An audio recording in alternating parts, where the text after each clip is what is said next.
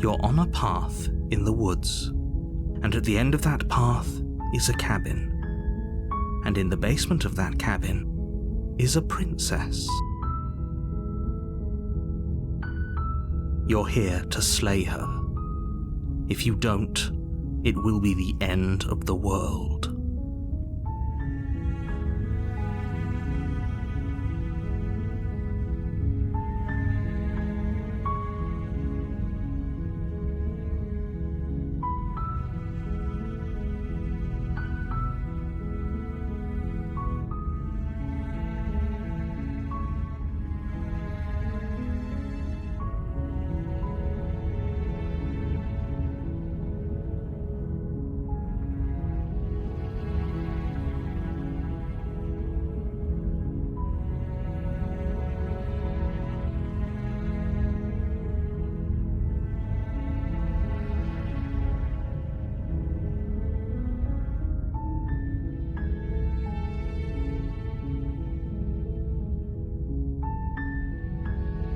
Don't mention it. It's all part of the job. You make your way up the short path to the cabin. You'll find the princess within. A warning before you go any further. She will lie, she will cheat, and she will do everything in her power to stop you from slaying her. Don't believe a word she says. We're not going to go through with this, right? She's a princess. We're supposed to save princesses, not slay them. Ignore him. He doesn't know what he's talking about.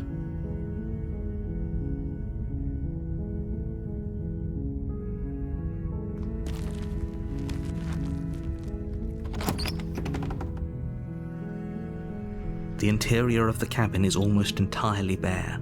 The air is stale and musty, and the floor and walls are painted in a fine layer of dust.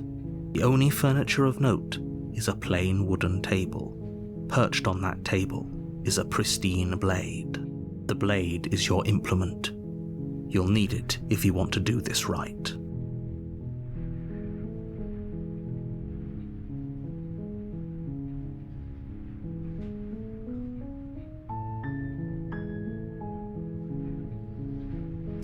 You take the blade from the table. It'd be rather difficult to slay the princess and save the world without it.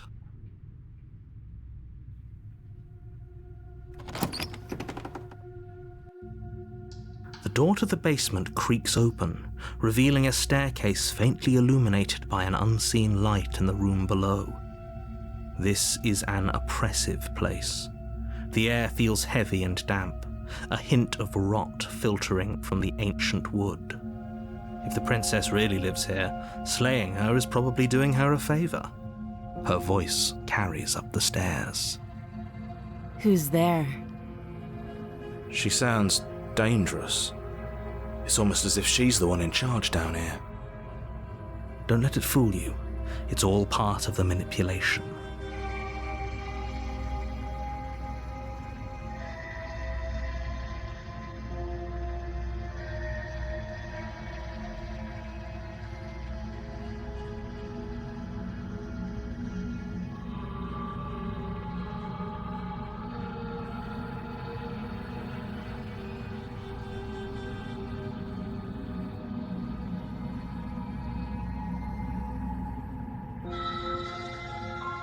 Don't be a stranger.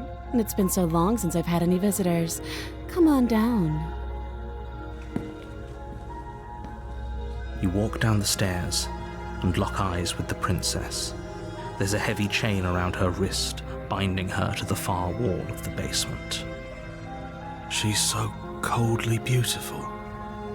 Is she really a threat to the world? Focus on the task at hand. And there you are. Are you here to kill me or something?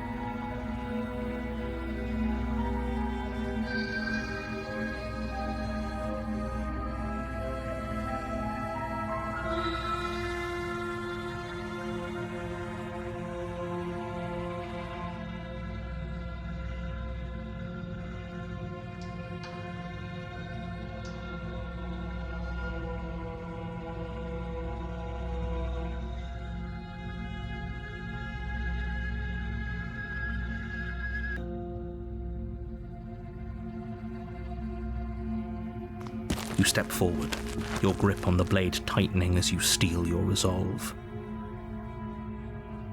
Oh? No talking then? Fine. What even makes you think you can kill me? I'm probably chained up in this basement for a reason, right? And if that knife is the only weapon you have, you'll have to get close enough to use it. So, you should just drop it. Best not to risk finding out what I can do. She's unarmed. If you hesitate now, it'll be too late. End this.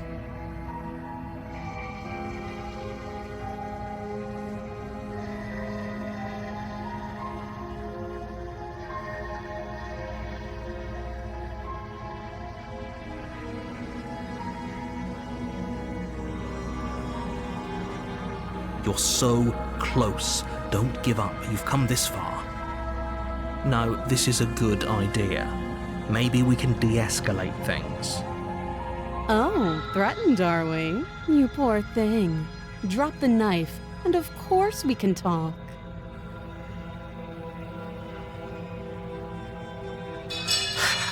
The blade tumbles out of your trembling hands and drops to the floor with an unceremonious clang. Thank you.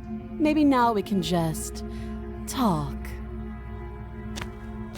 Against your better judgment, you step forward to speak with the princess face to face, unarmed. We'll be fine.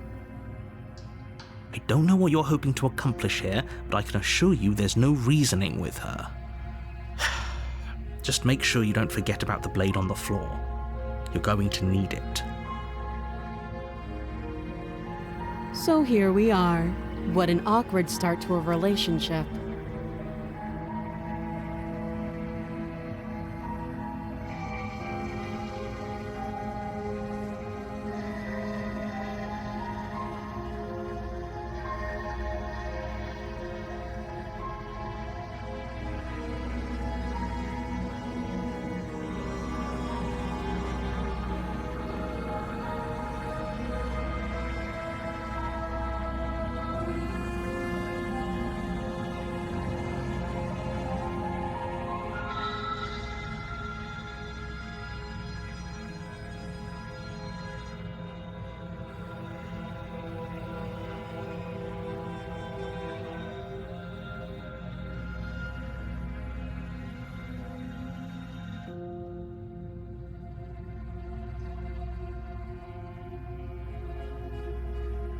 She hesitates before answering. You can address me as Your Royal Highness, or Her Majesty. Any honorific should do, really. Note the lack of detail. You can't trust her.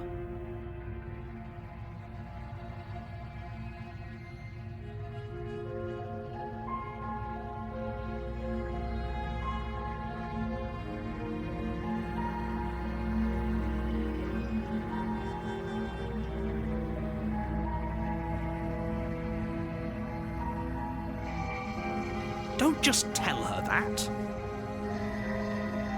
That's cute. Do you believe that? Do you think I'm some sort of monster? If I'm supposed to be capable of ending the world, then how did I wind up here, chained to a wall? Have they told you why I'm allegedly so dangerous?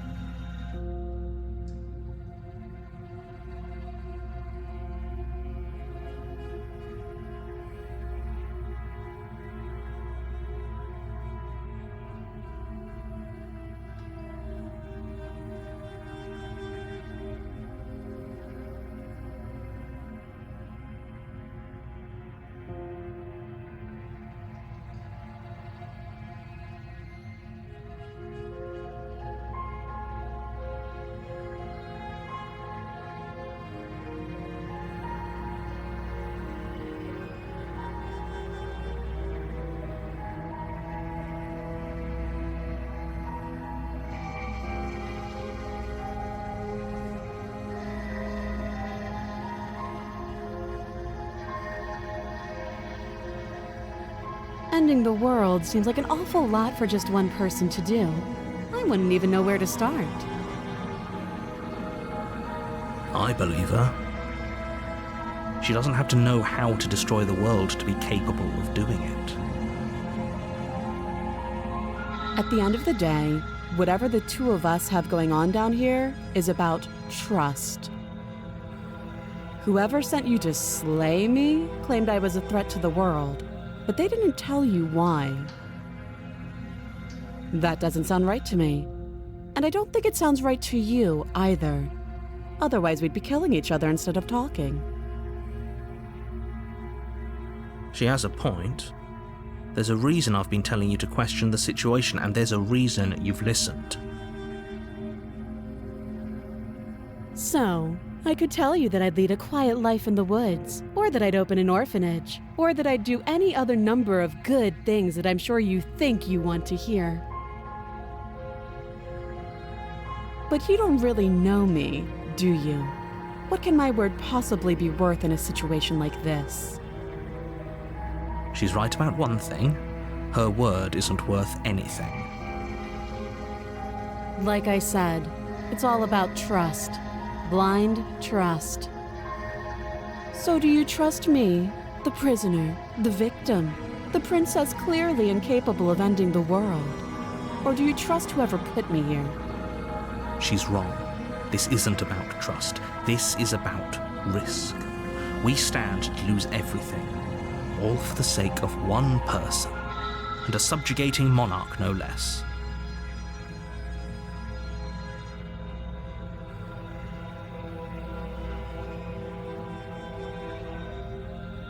Too long.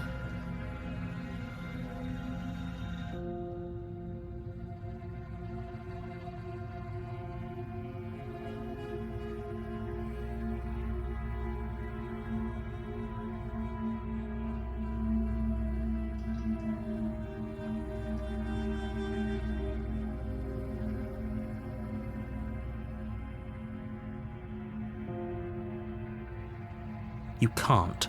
Don't bother. I'm guessing you don't have the key then. I'm sure there's a key somewhere around here, and if there isn't... well, we can always put that knife to good use. Her sharp eyes settle on the edge of the blade. She isn't suggesting what I think she's suggesting, right? She is. I'm sure of it.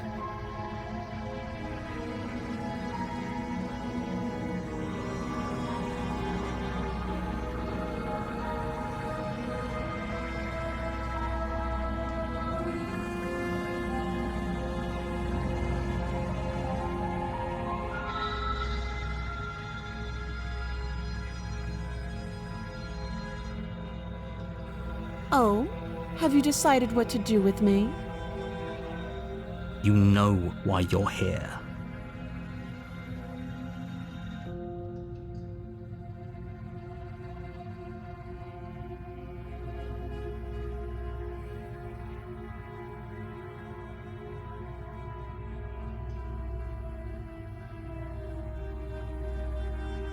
That seems like a pretty good compromise.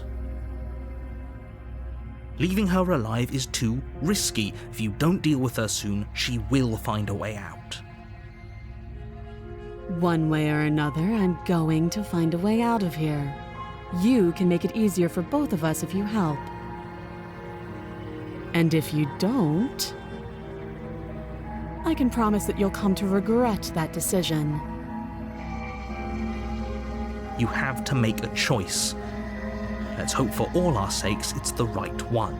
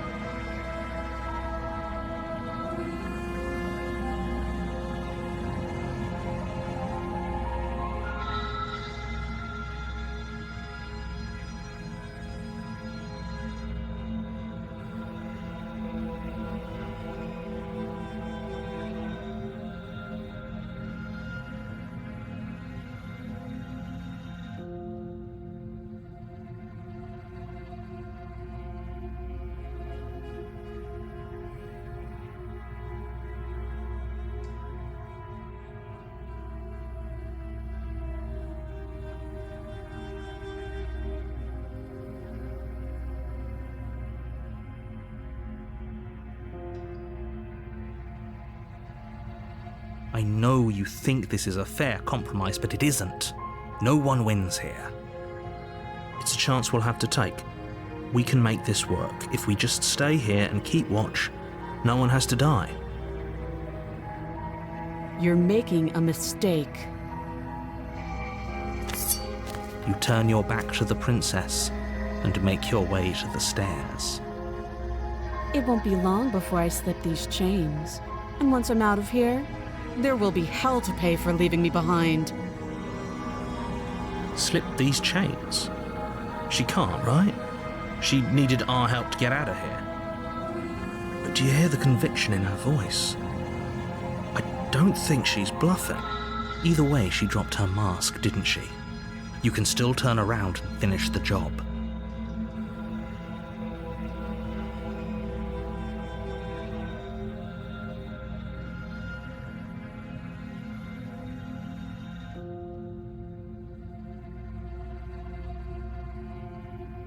You'll be the death of all of us, but fine. Have it your way. You close the basement door, locking it behind you and quickly barricading it with the heavy wooden table that once held the blade. Okay, we can make this work. You settle in against the far wall to watch the basement door. It isn't long before you start to drift off, your eyelids heavy with fatigue. But sleep doesn't come. Instead, your rest is broken by a piercing, wailing voice calling out to you from the other side of the door. I know you're still there. Why don't you make things easier on yourself and let me out? It's not like this little door will hold for very long anyways. It's probably a good idea to try to get back on my good side. She sounds terrifying. Like she's less of the princess you saw and more like something out of a nightmare. As she violently rattles the door, you do your best to shut her out of your mind. When I get out of here, I'm going to pick you apart piece by piece. I won't forget what you did, and I'll never forgive it. You won't know the kind of enemy you've made tonight. It doesn't sound like she's getting any weaker. No, it doesn't.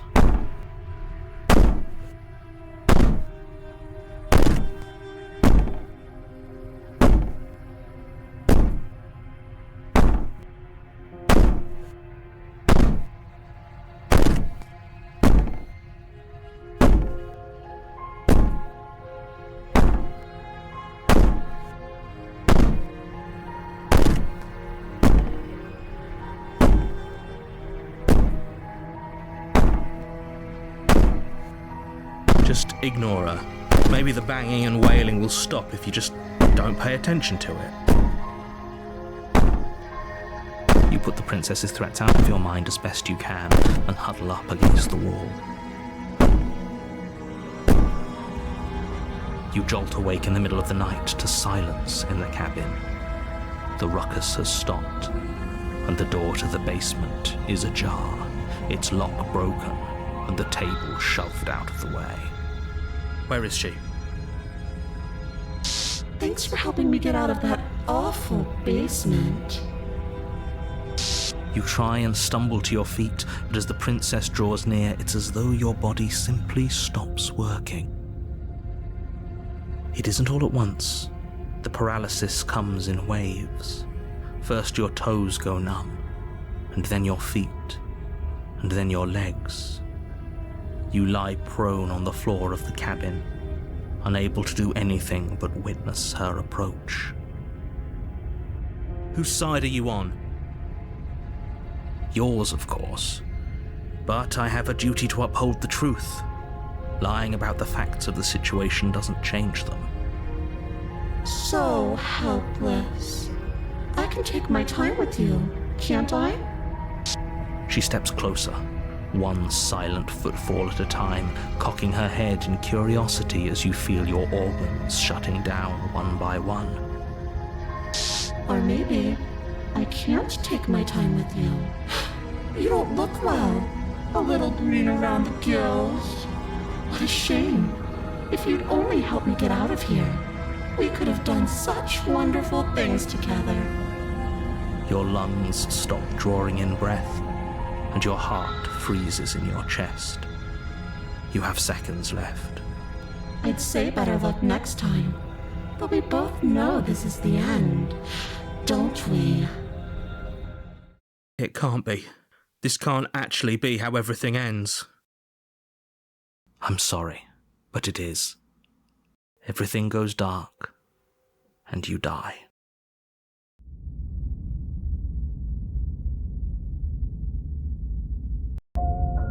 You're on a path in the woods, and at the end of that path is a cabin. And in the basement of that cabin is a princess. You're here to slay her. If you don't, it will be the end of the world.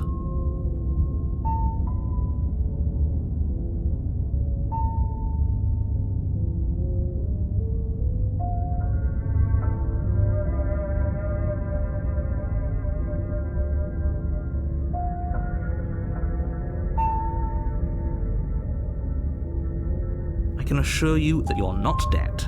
And to answer your second question, you're here to slay the princess. I literally told you that a second ago. If he doesn't remember what happened, then maybe it's best to keep it that way. Shh! What if he hears us? That's a very good question, little voice. What if he does hear you? Shit! I think you'll find yourselves very hard-pressed to keep any secrets from me. Not that it matters right now, because like I said, this is the first time we've met. Still, I'd rather not get off on the wrong foot. We've a world to save, after all.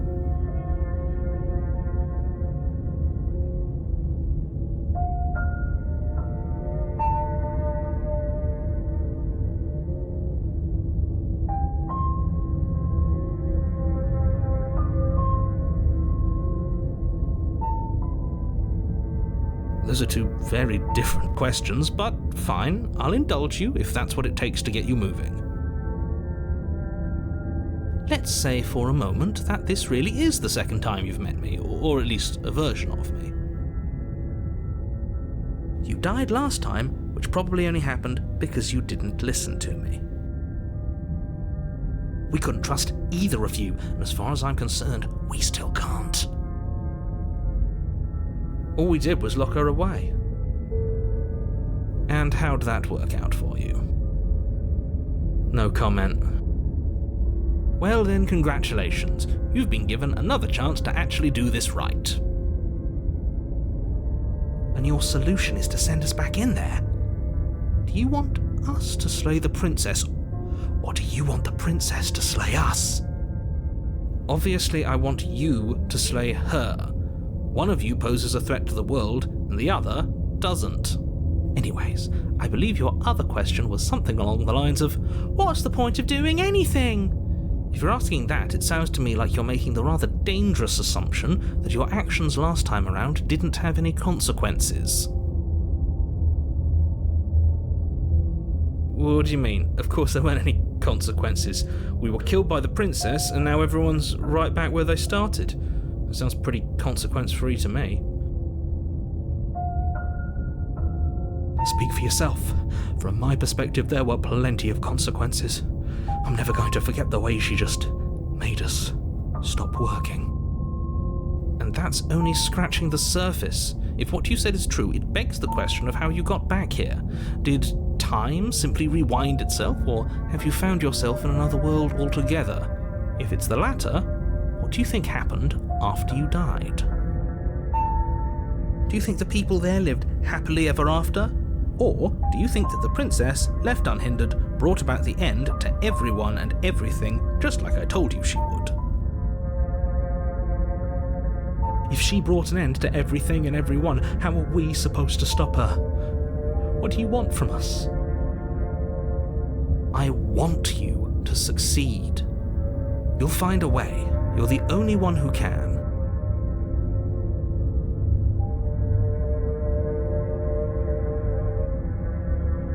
Just be quick about it.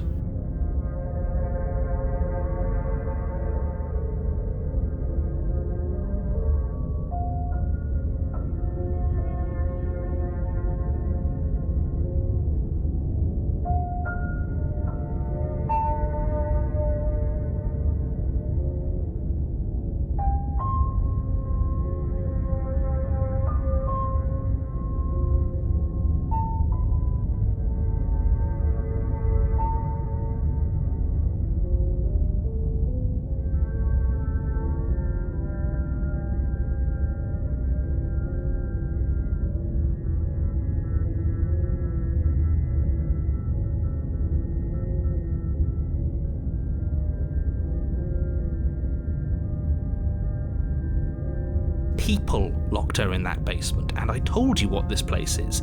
It's a path in the woods. Don't overcomplicate things.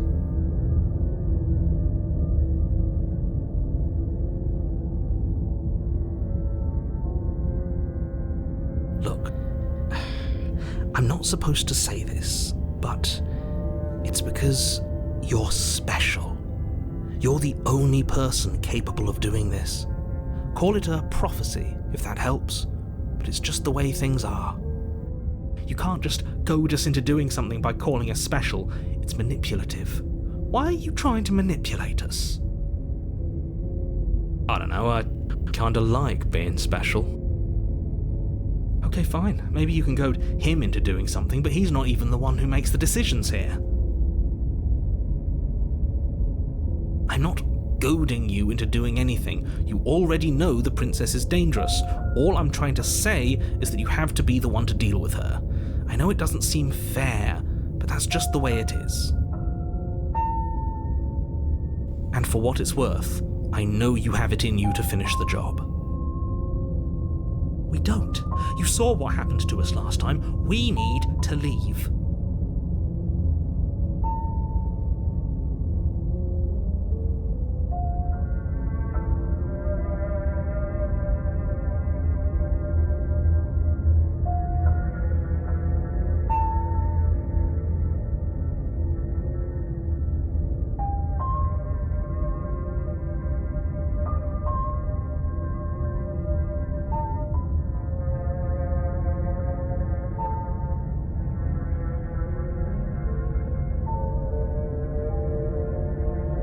Told you everything you need to know. Going into more detail would just overcomplicate an otherwise very simple situation and make your job more difficult.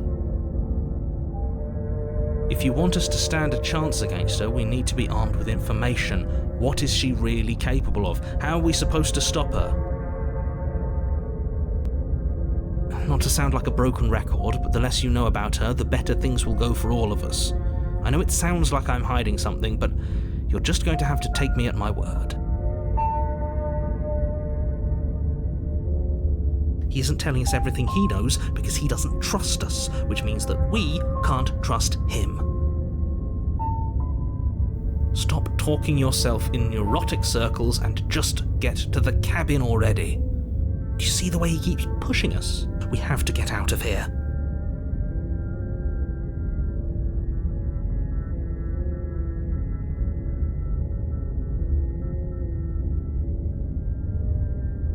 She is just a princess. Whatever you think happened to you last time, just get it out of your head before you get to the cabin and you'll be fine.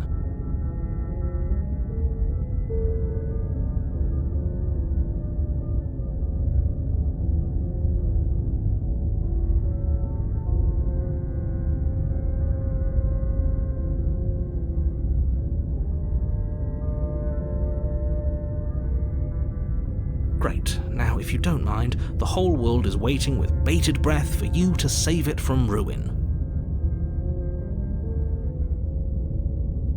This is good. I was worried you might fall for his shit again, but this is good. Whatever answers there are to be found, they aren't here, and they definitely aren't there. Seriously? You're just going to turn around and leave? Do you even know where you're going?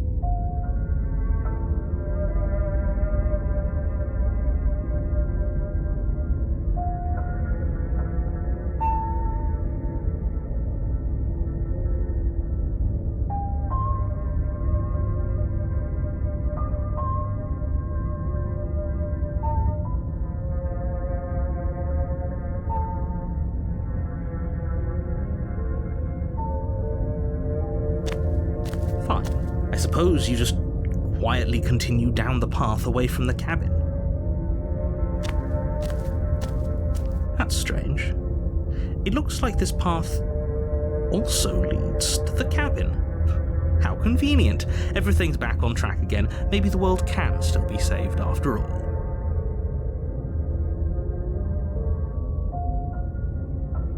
You're really keen on wasting everyone's time, aren't you? It's remarkably selfish, if you ask me. I've already outlined the stakes of the situation. If you don't do your job, everyone dies. Like, dies. Forever. But fine, you turn around and trek back down the path you came. Wait, something isn't right.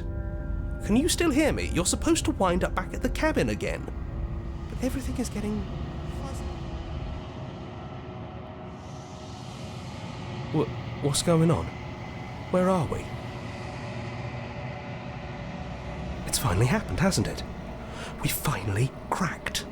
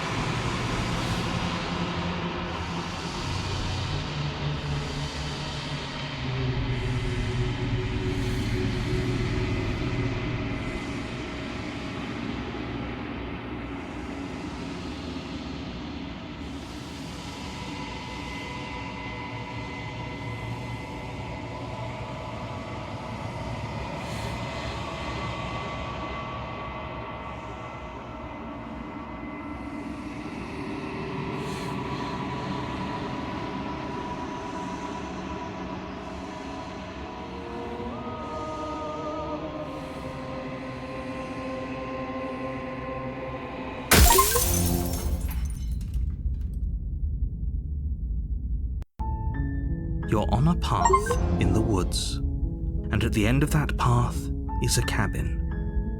And in the basement of that cabin is a princess. You're here to slay her. If you don't, it will be the end of the world.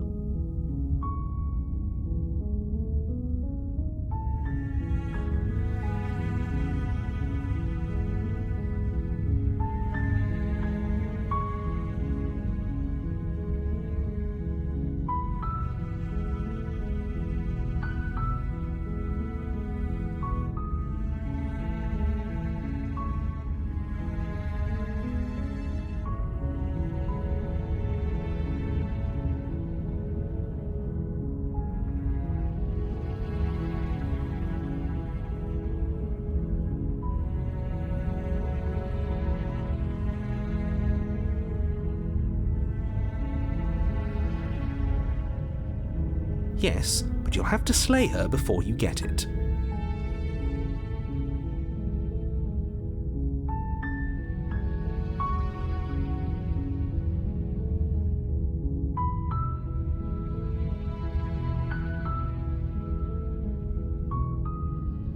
Unfortunately, you're the only one who can pull this off.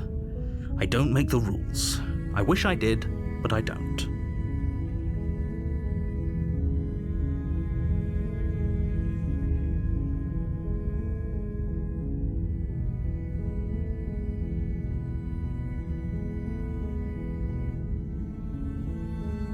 It's a secret, but I think you'll like it. It's a special reward, just for you. And whatever you think it might be, I can promise you it's going to be even better than your wildest imagination.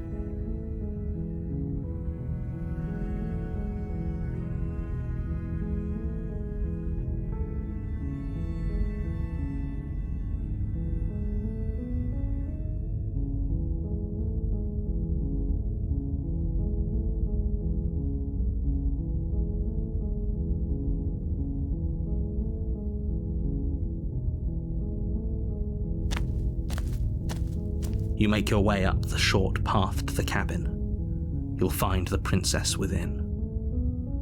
A warning before you go any further. She will lie, she will cheat, and she will do everything in her power to stop you from slaying her. Don't believe a word she says.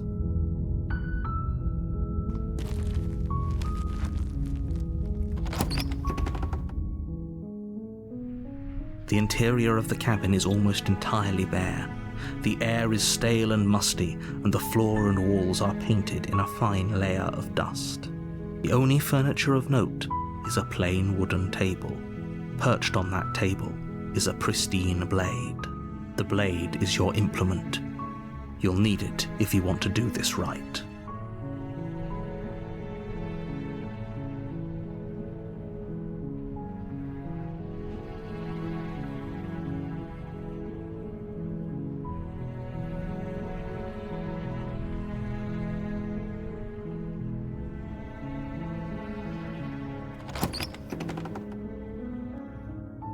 The door to the basement creaks open, revealing a staircase faintly illuminated by an unseen light in the room below. This is an oppressive place. The air feels heavy and damp, a hint of rot filtering from the ancient wood. If the princess really lives here, slaying her is probably doing her a favor. Her voice softly carries up the stairs. Hello? Is someone there? It's hypnotizing. It's the kind of voice you only have to hear once to remember it for the rest of your life. Don't let it fool you. It's all part of the manipulation. You're playing a dangerous game by coming here unarmed.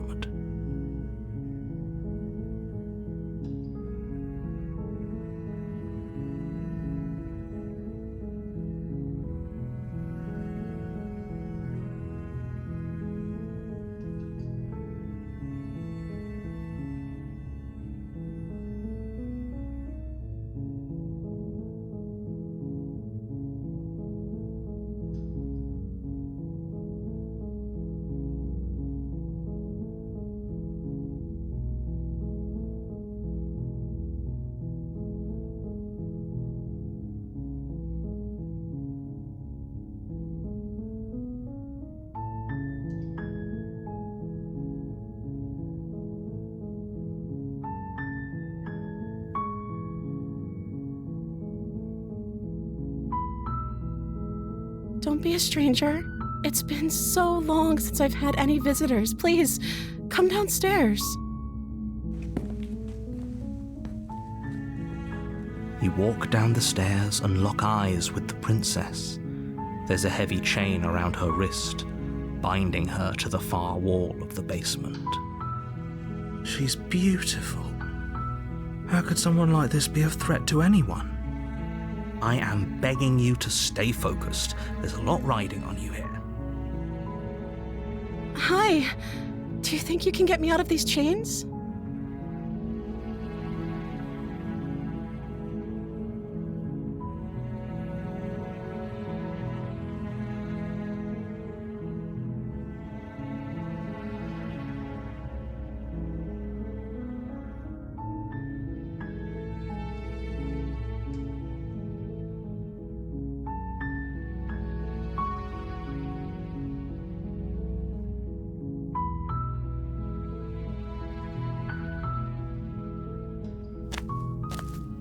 Only making this more difficult. Thank you. Thank you. You're making a huge mistake. No, you're doing the right thing. You walk up to the chains binding the princess to the wall and give them a tug. They're large and heavy, far too solid for you to even imagine trying to break them apart. I'm guessing you don't have the key? Maybe it's somewhere upstairs. Doubtful. Whoever locked the princess away down here intended for her to never see the light of day. They wouldn't have just left the key to her chains somewhere in the cabin.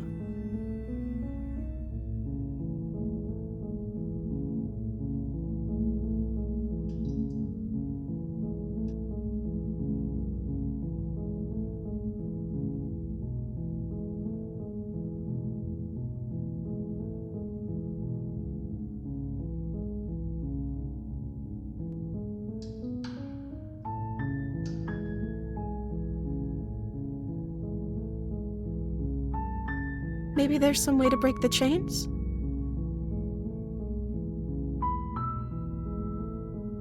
Or if that doesn't work, I guess we can always cut me out of them.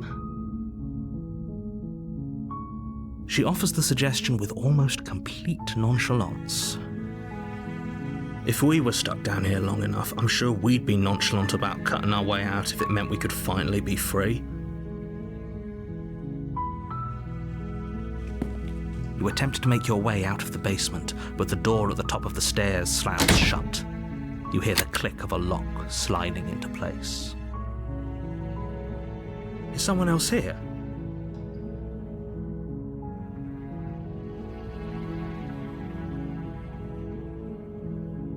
You try the door, but it's locked from the outside.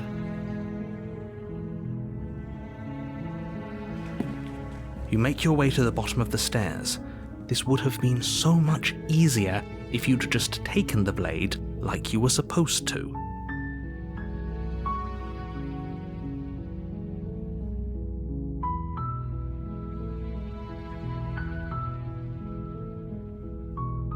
Easier for whom? Easier for everyone. Look at the mess you're in. I heard the door slam. They locked you down here too, didn't they? There's a slight panic rising in the princess's voice. If I could just get out of these chains, I know we could force our way out of here together. She barely hesitates before raising her arm to her mouth, her teeth tearing through her limb with the determination of a trapped wolf. As she rips her flesh from her bone, a sound comes from behind you, the clang of bouncing metal. It's the blade from upstairs. You're not sure how it made its way down here, but if there's a time to strike, it's now. Or we could use it to free her. You won't like what happens if you do that.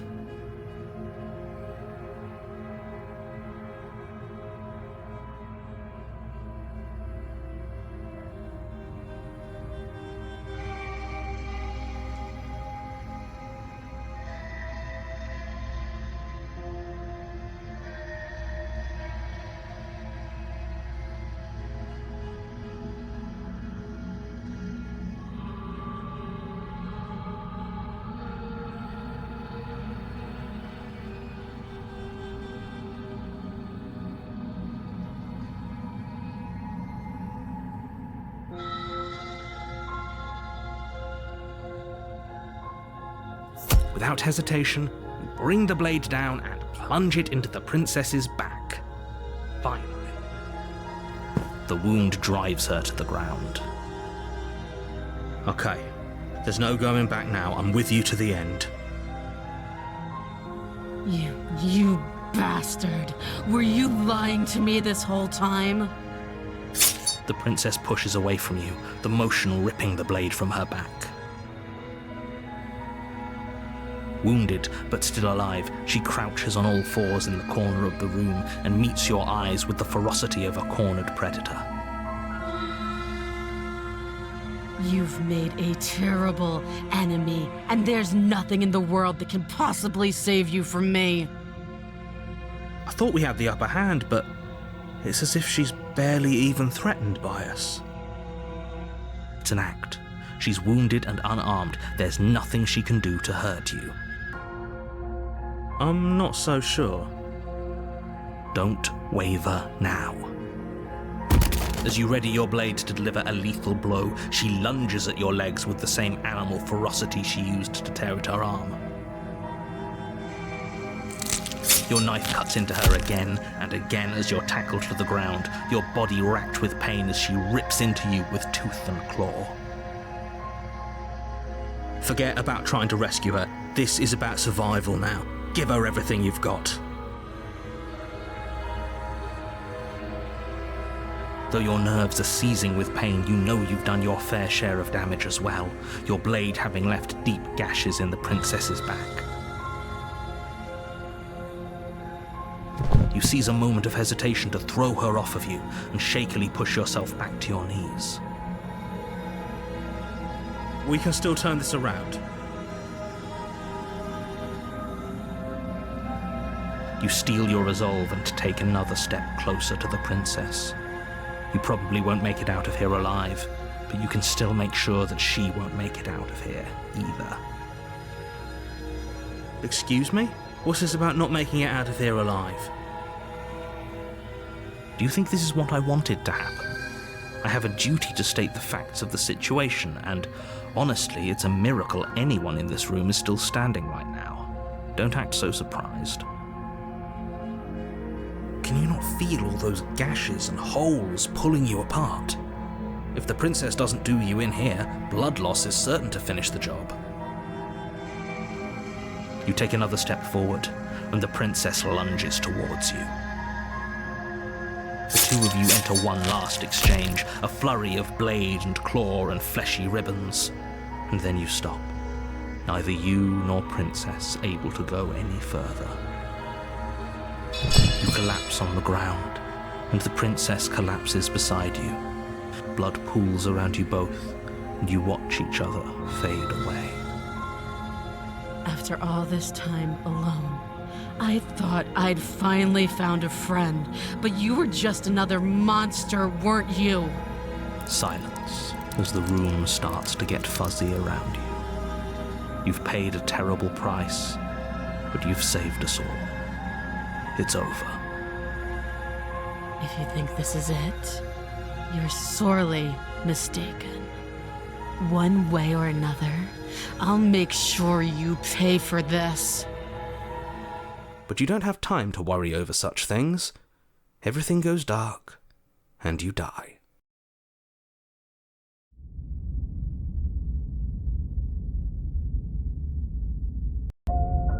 You're on a path in the woods, and at the end of that path is a cabin. And in the basement of that cabin is a princess. You're here to slay her. If you don't, it will be the end of the world.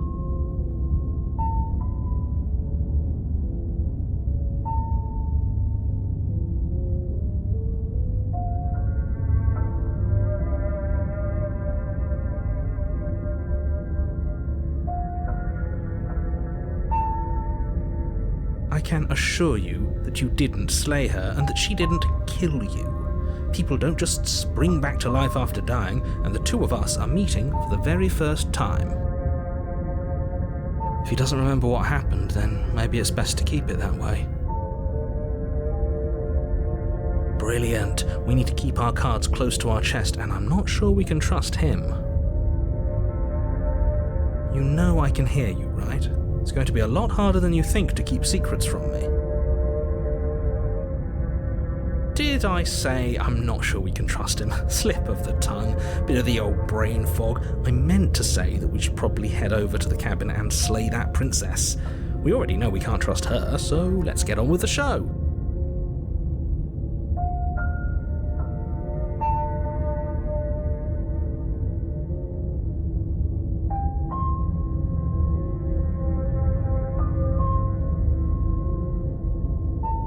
Those are two very different questions, but fine, I'll indulge you if that's what it takes to get you moving. Let's say for a moment that this really is the second time you've met me, or at least a version of me. You died last time, which probably only happened because you didn't listen to me. We were just weighing our options in a morally ambiguous situation. You can't blame us for weighing our options. We did our best with the information we were given, and we did kill her. And yet you still died, didn't you? So congratulations, you've been given another chance to actually do this right. And I believe your other question was something along the lines of, oh, what's the point of doing anything? If you're asking that, it sounds to me like you're making the rather dangerous assumption that your actions last time around didn't have any consequences. What do you mean? Of course there weren't any consequences. We killed the princess killed us, and now everyone's right back where they started. That sounds pretty consequence-free to me. Yes, but in this purely hypothetical scenario, that begs the question of how you got back here. Did time simply rewind itself, or were you instead transported to a different world entirely? Had you failed to slay the princess, what would have happened to everyone in the place you left? That's a very good point. This princess character seems like a lot of trouble, and if you think about it, actually slaying her probably breaks us out of this cycle, right? We don't want to be stuck here forever, do we? You're laying it on a little thick, aren't you? Laying it on a little thick? What are you talking about? I'm sharing my honest opinions. What matters is that almost everyone seems to be on the same page. So whenever you're ready, you can stop dawdling, get to the cabin, and save the world.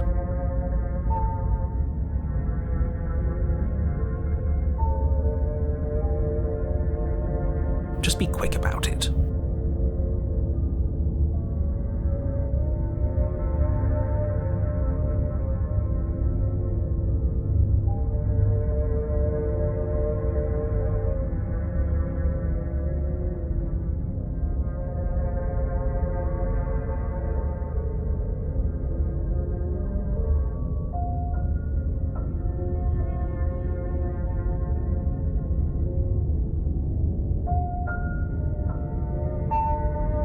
Like I said, if she killed you, it was probably because you didn't listen to me. Don't talk to her, don't trust her, just go in, do your job, and save the world.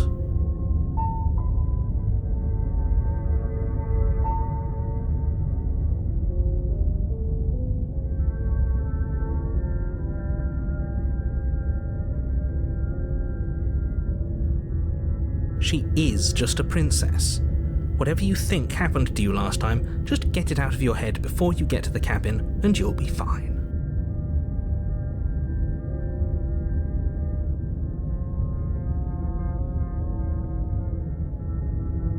I've told you everything you need to know. Going into more detail would just overcomplicate an otherwise very simple situation and make your job more difficult. If you want us to stand a chance against her, we need to be armed with information. What is she really capable of? How are we supposed to stop her? Not to sound like a broken record, but the less you know about her, the better things will go for all of us. I know it sounds like I'm hiding something, but you're just going to have to take me at my word. I don't think either of you really need to press the man on this. He wants us to slay the princess, so why would he have anything to hide? He seems like a nice guy to me. I appreciate the vote of confidence, but you should really stop wasting time chatting amongst yourselves in the woods. So if we could move this along? Great. Now, if you don't mind, the whole world is waiting with bated breath for you to save it from ruin.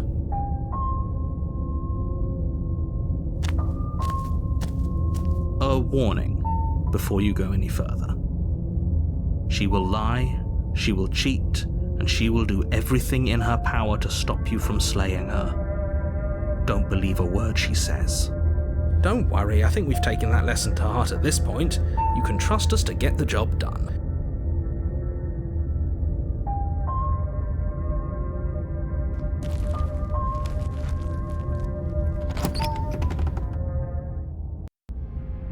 The interior of the cabin is a mess of twisted roots, the walls a chaotic weave of knotted wood that, almost as if by accident, just happens to resemble a room. The floor is damp and earthy, and the only furniture of note is a slab of mud in the shape of a shelf, with a pristine blade perched on its edge. The blade is your implement. You'll need it if you want to do this right.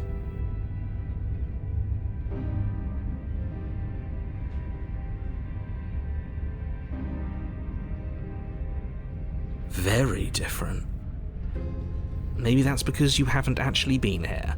I hope this means you'll finally drop that ridiculous past life nonsense. You haven't died, and you certainly haven't been killed by the princess. So focus up. A lot's riding on this.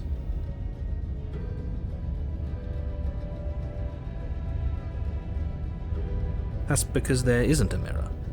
There's the muddy shelf, the blade sitting on the muddy shelf, and the door to the basement. There's nothing else in here.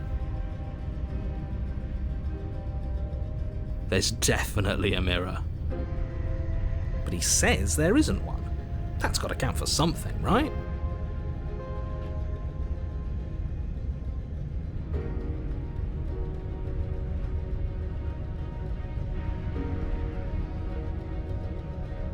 Oh, I'm sure we look great.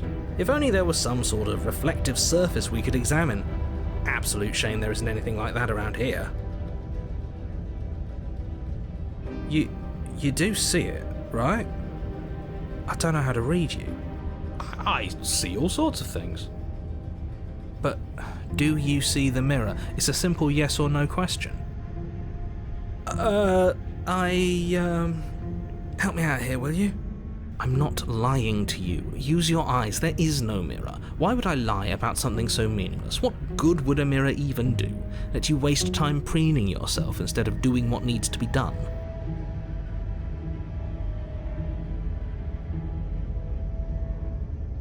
You walk up to the wall next to the basement door. It's a wall. There isn't much to see here. This really isn't funny. You reach forward and rub your hand against the cabin wall. I hope you know how ridiculous you look right now. Well, at least we can all agree now that there's nothing to see here. Case closed. Good work, everyone.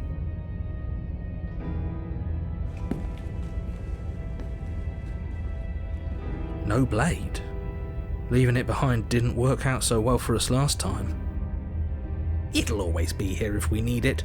Sure, that was also true last time and we still died, but we definitely know what we're doing this time.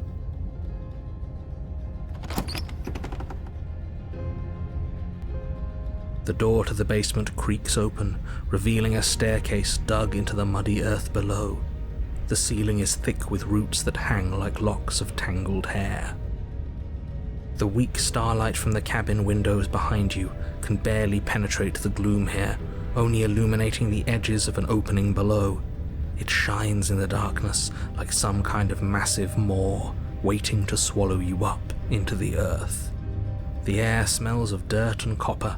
It's thick and wet, as if your lungs are being coated in mud with each intake of breath. If the princess lives here, slaying her would probably be doing her a favor. Her voice skitters up from below. Something nasty finds itself on my stairs. Come on down. Don't be scared. I probably won't bite.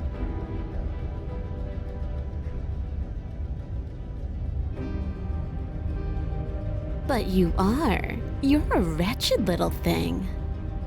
I recognize that voice as easily as I recognized your nervous little footsteps coming up the path. I know who you are, and I remember what you've done. See? She knows us. Is this enough for you to believe what we've been saying? Maybe, but you shouldn't let that cloud your judgment. She's just a princess. As long as you remember that and remain focused, slaying her will be easy. She seems friendly enough. Maybe we can talk our way out of this whole situation. You can't. Unless you slay her right away, she's going to break free and end the world. There's no reasoning with what she is. Look, I'm just throwing ideas out there. I like to think out loud. I'm the kind of guy who likes a discussion. Don't we want to hear what everyone has to say before making any big decisions? Do you want to hear what everyone has to say? Or do you just want to hear yourself talk? You need to stop lingering. Your task is to slay the princess, not endlessly debate about what to do with the princess. Fine. You're the boss. Thank you. You descend the basement steps, entering the dark room below. You can just make out the shape of the princess in the gloom. She's huddled against the far wall, her eyes bright and glaring from amid the thick roots. And there you are, once again seeming to offer a helping hand while likely hiding the other behind your back. Fine, I'll play along for now. What do you want? She's acting like she already knows you. I guess what you said back in the woods really was true. That's pretty sharp. How'd you figure that one out? Call it deductive reasoning. Well, you seem to be great at it. So, you really don't remember us, do you? No, I don't. But you and the princess clearly have a shared reality, even if I'm not a part of it. I won't waste time fighting you on something that's clearly true. You fought us on it back in the woods. That was when the only perspectives we had were yours and mine. I'm just glad we could put all this behind us. Is it all behind us? Just focus on the task at hand. I don't care if you've been here before, and I don't care if you think you'll go somewhere else after this. My world is on the line right now, so I'd appreciate it if you would take this seriously and slay her. Let's chat her up a bit first. Maybe we can find a middle ground where everyone's happy. Don't talk to her. You're just going to make things more difficult than they have to be. Well, I seem to remember you having a tongue.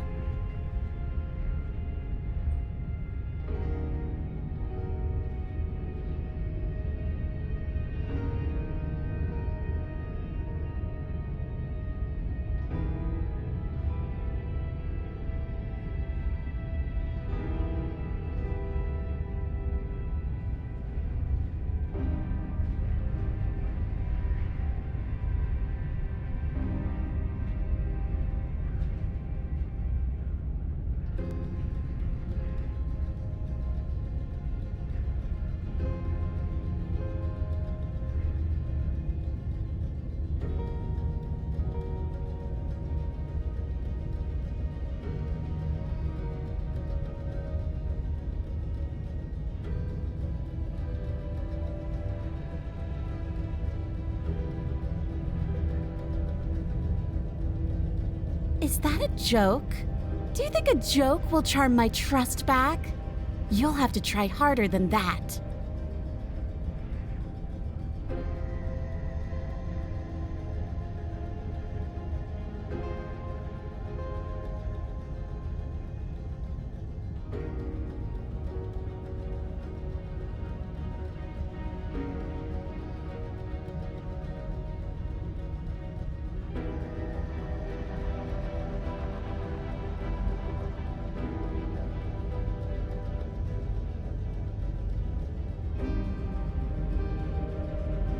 I suppose you didn't come into my hovel of your own accord, did you? All right. I suppose I could team up.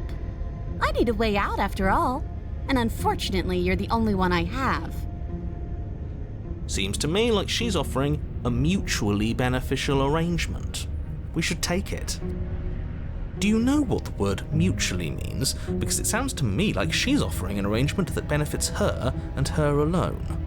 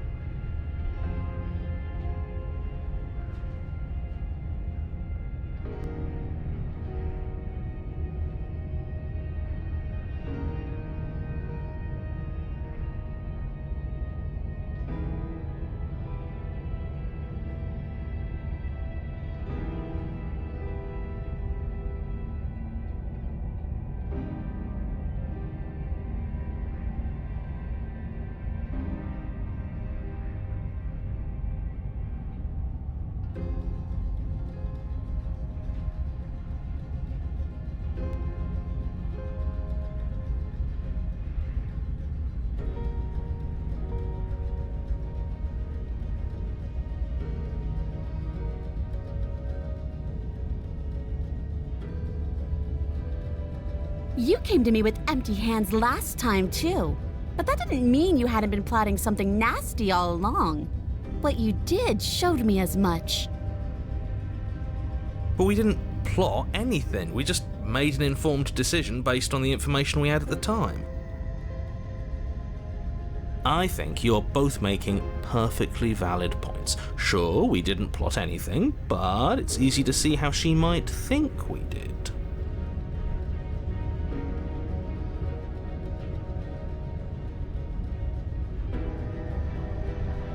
Oh, I don't need you to cut me out. The princess grins as the chains fall from her wrist.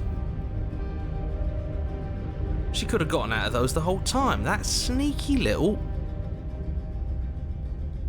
A woman after my own heart, really. She knows how to hold her cards close to her chest. This is why she can't just be abandoned here. If left to her own devices, she'll find a way out. Now stop her.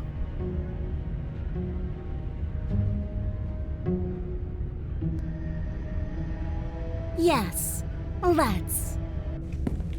She creeps forward, taking one cautious step at a time until you and she are face to face. She never breaks eye contact, even as the two of you find yourselves face to face. She's silent for a long moment, as if testing to see what you'll do now that she's within arm's reach. After you, darling. You're the one it lets come and go. It's best if I follow. Oh no, we can't have that. If anyone is going to turn their back on anyone else, she's going to turn her back on us. It shouldn't matter who leads and who follows. We're working together here. Well, if it doesn't matter, then she can go first. We may be in this together, but that doesn't mean we have to trust her. Somebody has to go first, and it might as well be us. We're the ones who broke her trust last time.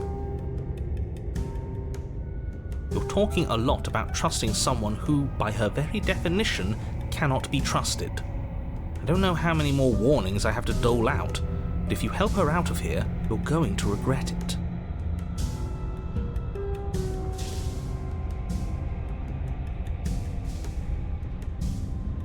That's right, you're the one who's going first. Don't worry, I'll be right behind you watching every single thing you do. That's exactly what I'm worried about. You step onto the stairs and begin your ascent from the basement. The princess follows close on your heels, perhaps even a little closer than you'd like. You're only saying that because you want us to feel nervous. I do want those things, but I want them for a good reason. I don't need you to trust me for my sake, because I already know that I'm right. This is for you. Can we walk backwards up the stairs? I think that's the smarter idea. She can't sneak in and attack if we're facing her. No. The stairs are a bunch of overgrown roots. You'll trip and hurt yourself. But the princess is silent as you both continue the climb, and, in no time at all, the upstairs of the cabin is within reach. Isn't that a relief? We're fine. Nothing happened. You're not even going to wait until you're through that door to proudly claim your victory, are you? What did you just say that? I think we know why. You feel something dig into your shoulder, sharp and piercing. The princess clawing at you and pulling you down with her full weight. Together you tumble back down the uneven stairs, your body and hers crashing against the unyielding wooden roots, until finally you both separate with a bone-shaking thud against the basement floor. You feel something pop. The princess lands against the far wall, gasping as she struggles to recover from the impact. You're still in shock, trying to get a hold of yourself. She grins as you continue to remain exactly where you are, cackling derisively as she watches you realize that you won't be getting up. Wait, why won't we be getting up? I'm afraid your back is broken. One unlucky fall is all it takes, really, and you had several. You know what? I'll say it. That sucks. I don't like having a broken back. We were going to help her. Why? Why did she do that? It's what I would have done. Have you considered not being like that? Of course not. It's what keeps us alive. And yet here we are, paralysed and stuck with someone who hates us in the basement of a remote cabin. You must have known this was coming. The arrogance of turning your back to me after everything you've done.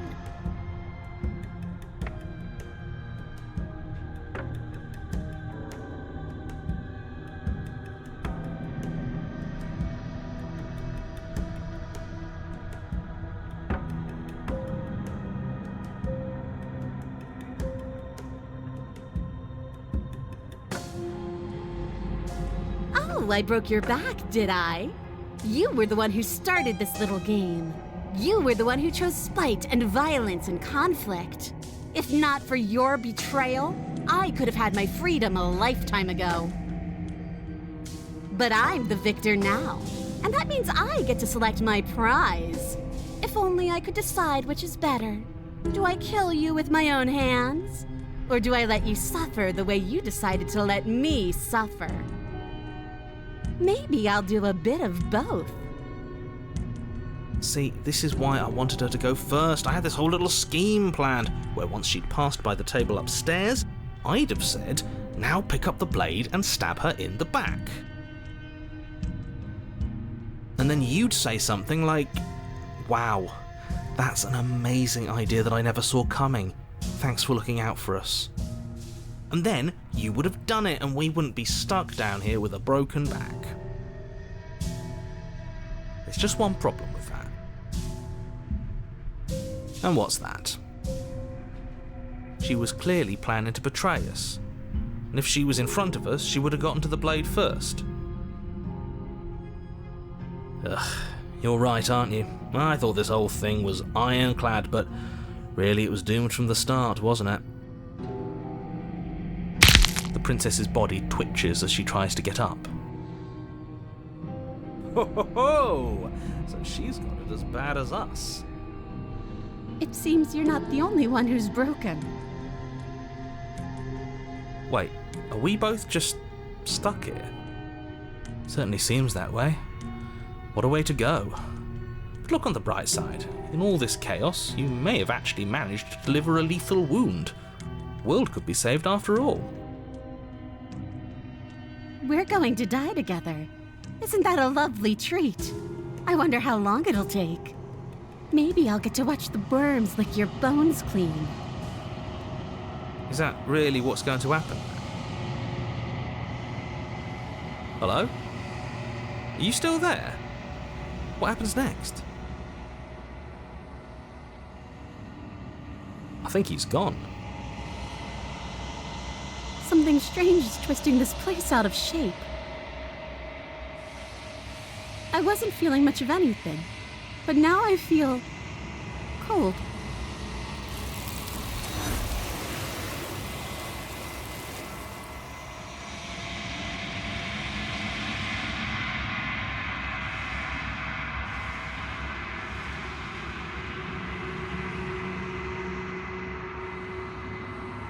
She's gone. Where did she go? Should we try and find her? And there's that mirror again. Why is it here? Why now?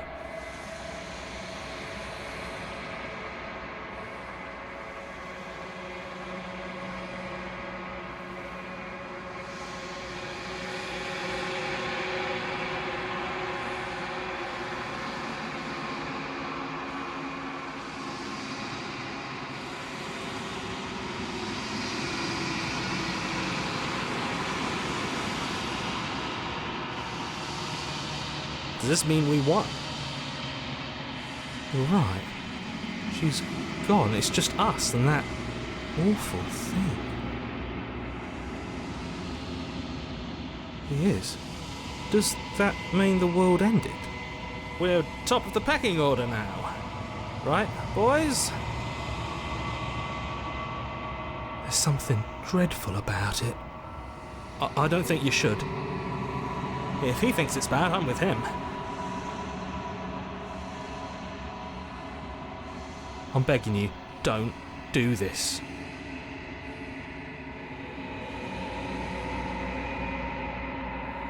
It's different now. It feels, I don't know, final.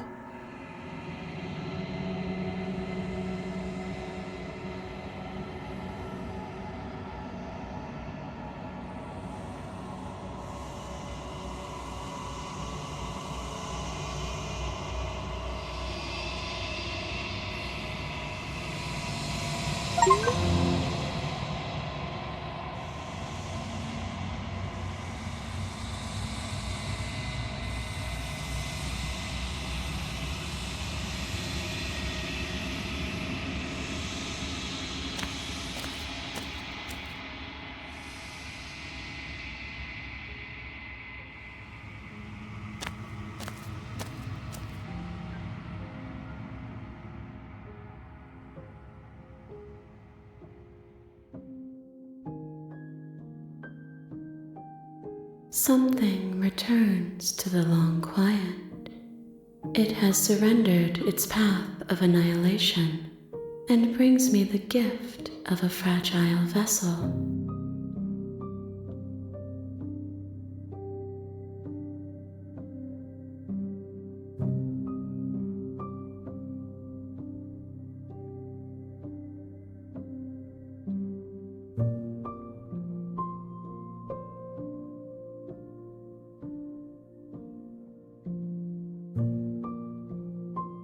She is part of me, and part of me is her.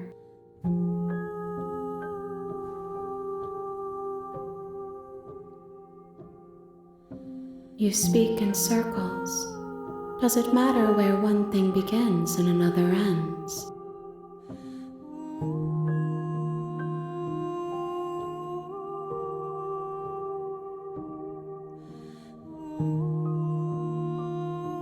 You are the only thing I have ever known. The space we're in is vacant. Nothing comes here but us.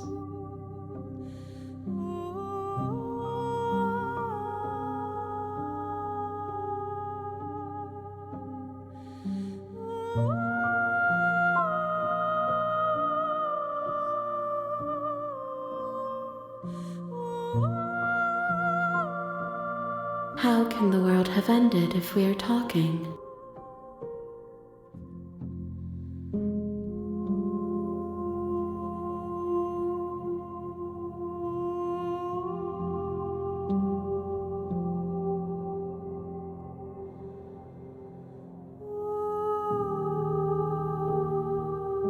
I am solitary lights in an empty city.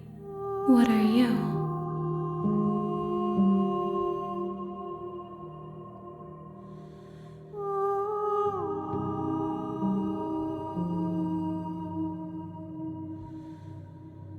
I think that you are like me. We are oceans, reduced to shallow creeks.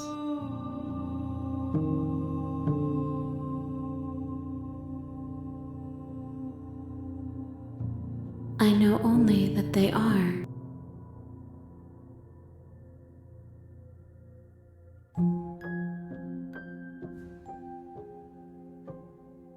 Vague recollections, empty tunnels without a mouth. I am sorry if I frightened you.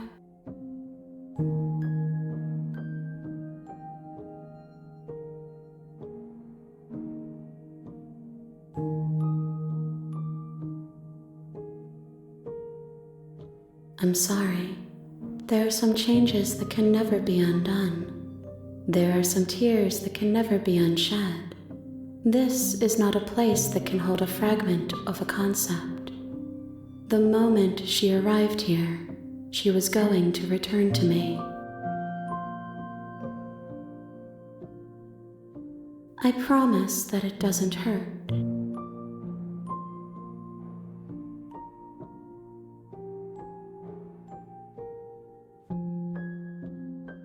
I have only only just now stirred to consciousness. I could not have trapped you here, and I too yearn to be free. Yes, nerves and fibers to feel the worlds beyond, perspectives to make my own. This one is hope marred by bitterness. She could see the end of the tunnel, and the door was closed on her. She will make for a righteous and weathered heart. Do not mourn her. She is finally on the other side. Nothing, as we are, but I know that there are worlds beyond us, and that we are meant to reach them. There is no exit, but this vessel is a creature of perception. She can make you forget, if only you believe her to be able to. Bring me more perspectives, so that I may be whole, and perhaps then we will know our freedom.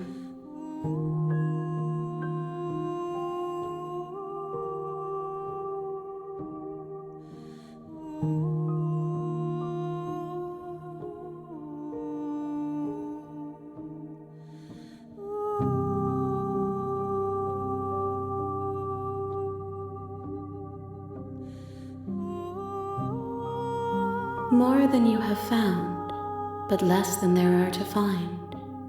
I am infinite. The rest will find their own way home.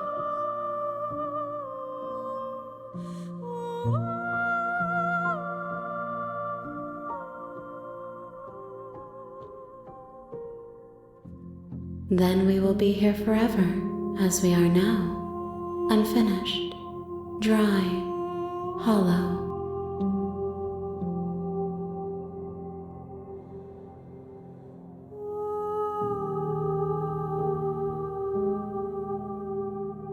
Everything, until we meet again. I have not lived. I am not afraid to die. You ask of things that cannot be done.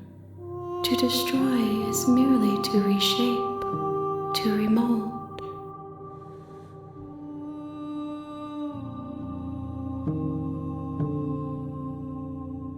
How can I know? I am flickers in something sprawling and unilluminated.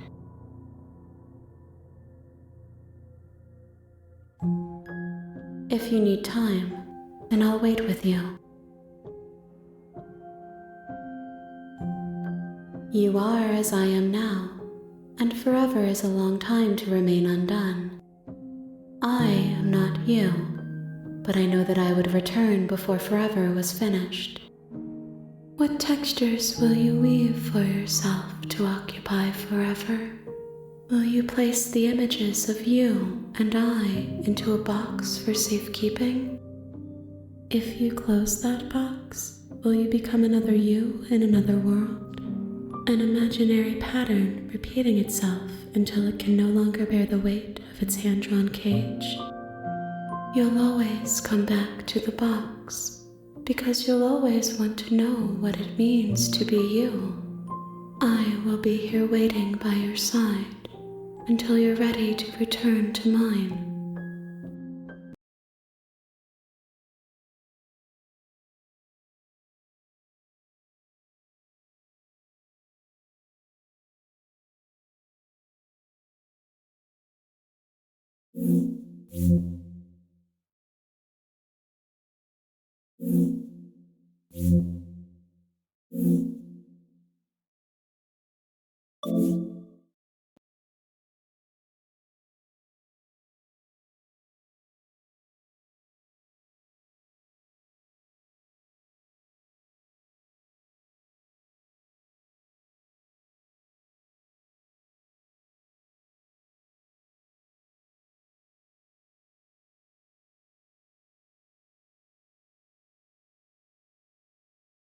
You have returned to me.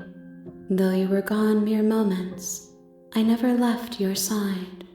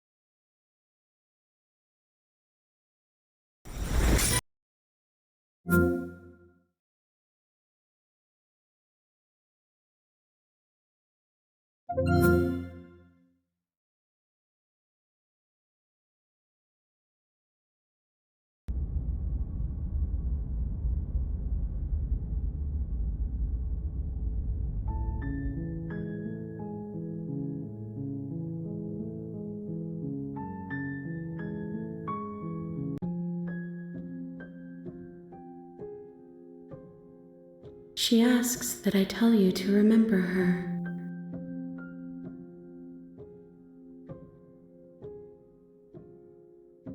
You won't.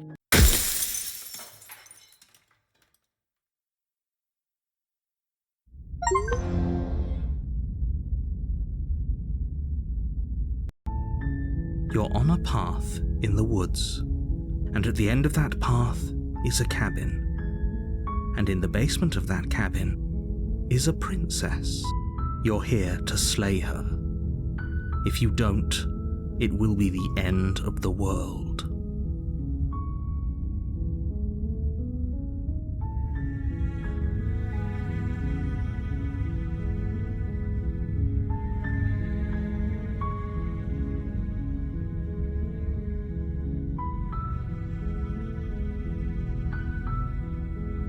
While I appreciate the mental exercise, we are running up against a bit of a ticking clock.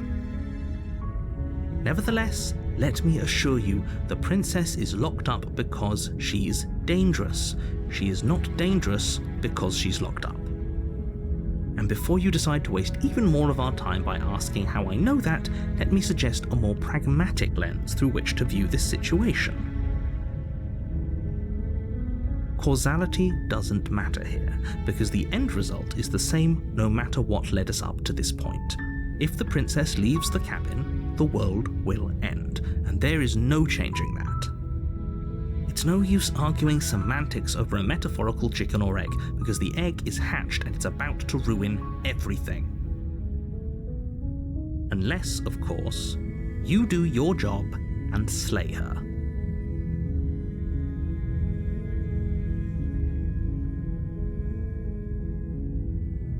Does it? Are you a monarchist? Is slaying a princess that much worse than slaying a fisherman or a miller or a seamstress? If anything, slaying a princess is much better than slaying a seamstress. Seamstresses contribute something of value to society.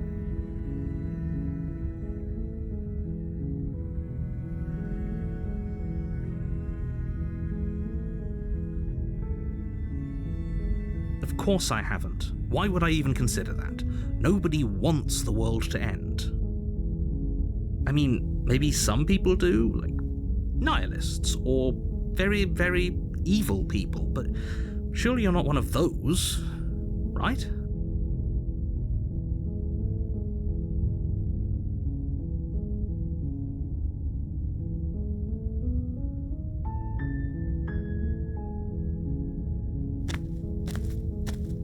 You make your way up the short path to the cabin. You'll find the princess within. A warning before you go any further. She will lie, she will cheat, and she will do everything in her power to stop you from slaying her. Don't believe a word she says.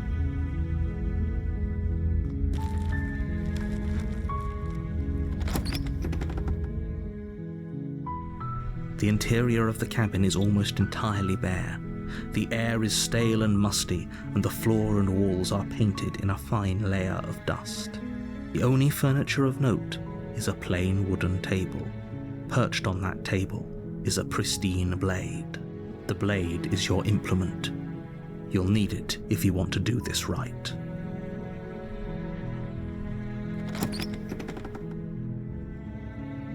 The door to the basement creaks open, revealing a staircase faintly illuminated by an unseen light in the room below. This is an oppressive place. The air feels heavy and damp, a hint of rot filtering from the ancient wood. If the princess really lives here, slaying her is probably doing her a favor. Her voice softly carries up the stairs. Hello? Is someone there? Hypnotizing. It's the kind of voice you only have to hear once to remember it for the rest of your life. Don't let it fool you. It's all part of the manipulation. You're playing a dangerous game by coming here unarmed.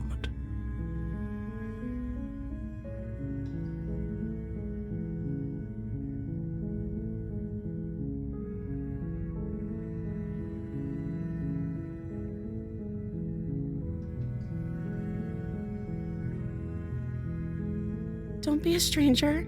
It's been so long since I've had any visitors. Please, come downstairs.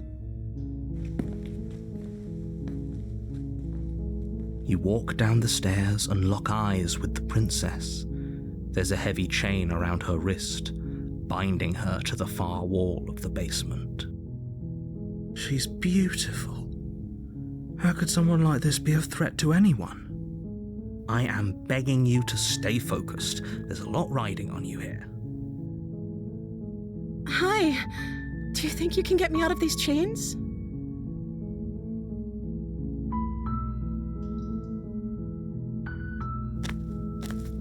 You're only making this more difficult. Thank you. Thank you. You're making a huge mistake. No, you're doing the right thing. You walk up to the chains binding the princess to the wall and give them a tug. They're large and heavy, far too solid for you to even imagine trying to break them apart. I'm guessing you don't have the key? Maybe it's somewhere upstairs. Doubtful. Whoever locked the princess away down here intended for her to never see the light of day. They wouldn't have just left the key to her chains somewhere in the cabin.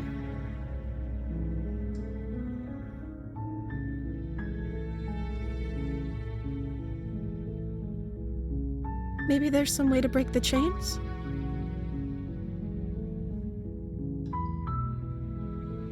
Or if that doesn't work, I guess we can always cut me out of them. She offers the suggestion with almost complete nonchalance. If we were stuck down here long enough, I'm sure we'd be nonchalant about cutting our way out if it meant we could finally be free. You attempt to make your way out of the basement, but the door at the top of the stairs slams shut. You hear the click of a lock sliding into place. Is someone else here?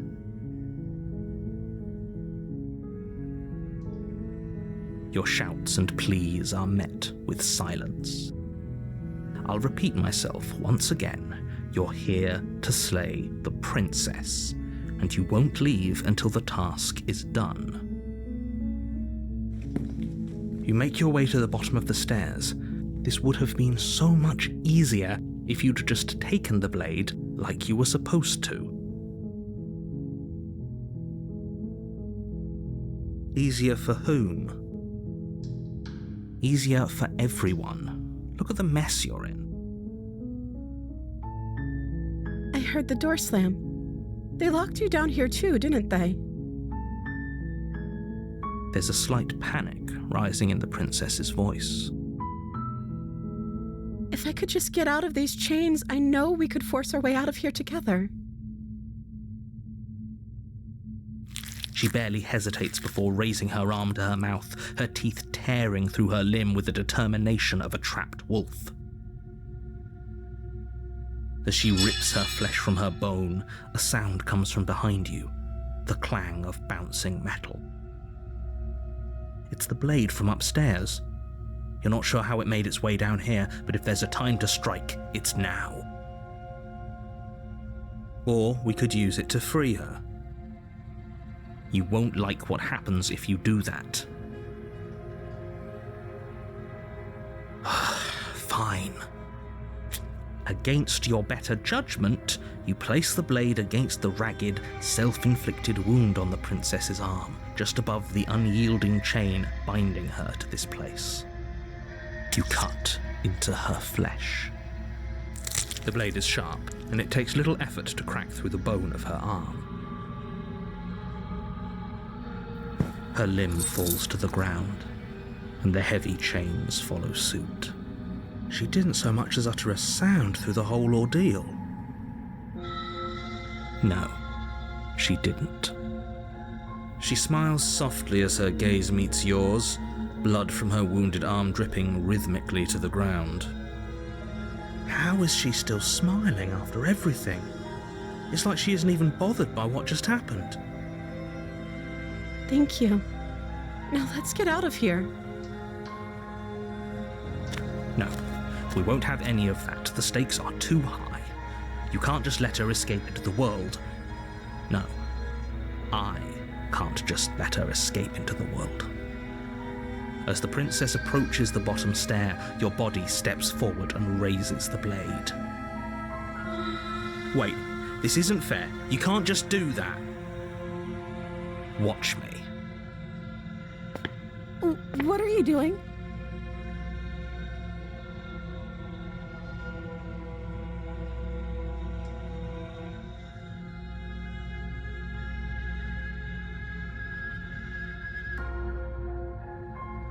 Stop that.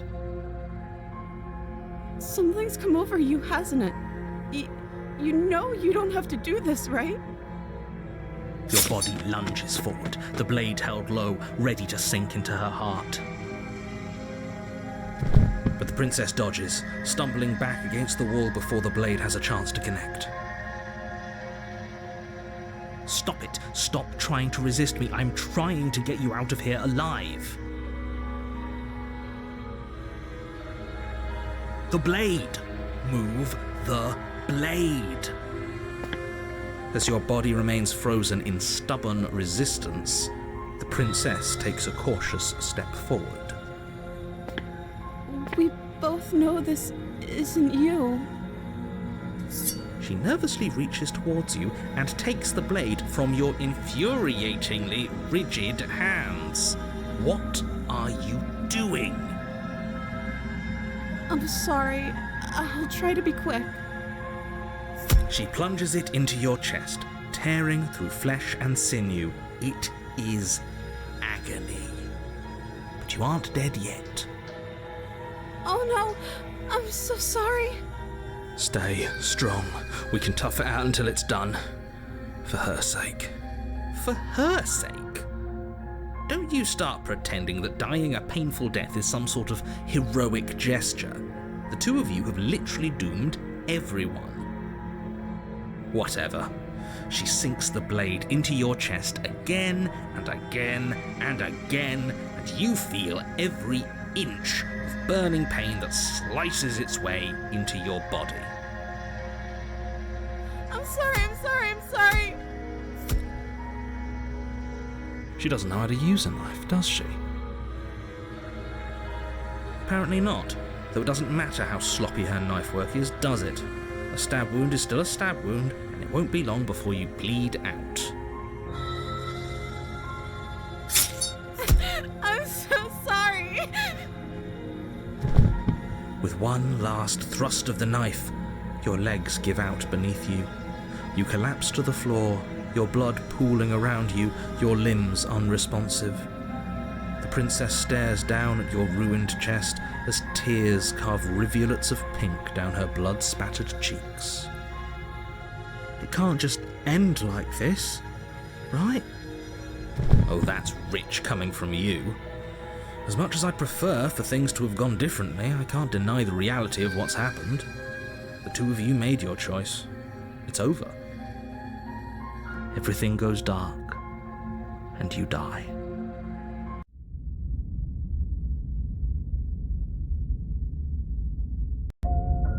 You're on a path in the woods, and at the end of that path is a cabin. And in the basement of that cabin is a princess. You're here to slay her. If you don't, it will be the end of the world.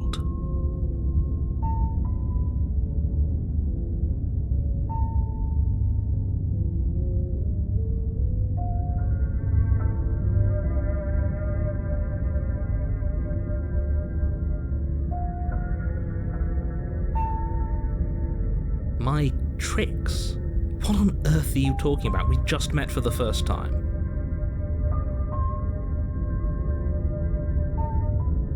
If he doesn't remember what happened, then maybe it's best to keep it that way. Yes, he didn't approve of us last time, did he? If we're going to save our beloved, we'll have to be sneaky about it. Our beloved? Yes, you'll have to be very sneaky about your intentions if you're going to try and save the princess. Ah, so all of the cards are on the table. Then you should know that we and the princess are in love, and the four of us will be foiling any and all assassination attempts you've got in the works. We'll see about that. Whatever you do, just be sure to ignore him specifically.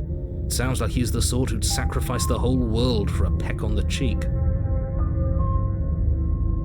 What can I say? A world without love is a world that isn't worth saving.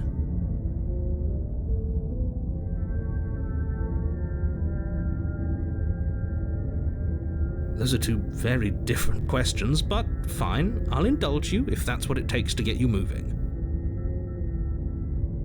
Let's say for a moment that this really is the second time you've met me, or at least a version of me. You died last time, which probably only happened because you didn't listen to me. You were the one who did us in, villain. Well, not you in the literal sense, but you did everything you could to stop us from rescuing her. Oh, I wonder why. Maybe it's because the entire world was at stake. No lone princess is worth that price. I beg to differ. I'm not going to argue with you. I'm just going to take a deep breath and assume that whoever is making the decisions here has the common sense to ignore your protestations. Anyway, I believe your second question was, what's the point of doing anything? If you're asking that, it sounds to me like you're making the rather dangerous assumption that your actions last time around didn't have any consequences. What do you mean? Of course there weren't any consequences. You forced the princess to kill us, and now everyone's right back where they started. That sounds pretty consequence-free to me. Yes, but in this purely hypothetical scenario, that begs the question of how you got back here. Did time simply rewind itself, or were you instead transported to a different world entirely? If it's the latter, what do you think happened after you died? Do you think the people there lived happily ever after? Or do you think that the princess, left unhindered, brought about the end to everyone and everything, just like I told you she would?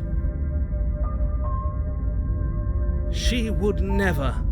She's a perfect angel that you cruelly imprisoned as part of some convoluted, dastardly scheme. Convoluted? I don't know how this premise could be any more simple. Princess bad, stop her, save everyone.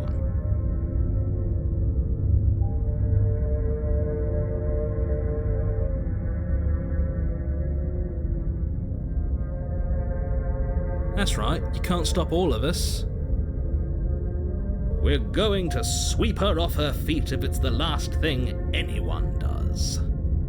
Are these really the sorts of people you'd like to align yourself with?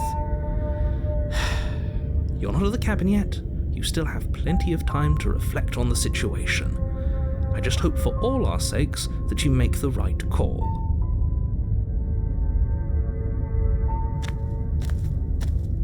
A warning before you go any further. She will lie, she will cheat, and she will do everything in her power to stop you from slaying her. Don't believe a word she says. We already told you we're not playing along with your little game. It's your lies that can't be trusted. Her beauty is the only thing in the world we can believe in. I think we've already been over this. I'm pretty sure he just likes the sound of his own voice. I do, but I also speak from the heart. My passions are too great to be stifled. They must be expressed. Sure, yeah, your passions are strong and all, but not everyone needs to hear them. Some things are better kept quiet. Don't pay their bickering any mind. Focus on the task ahead.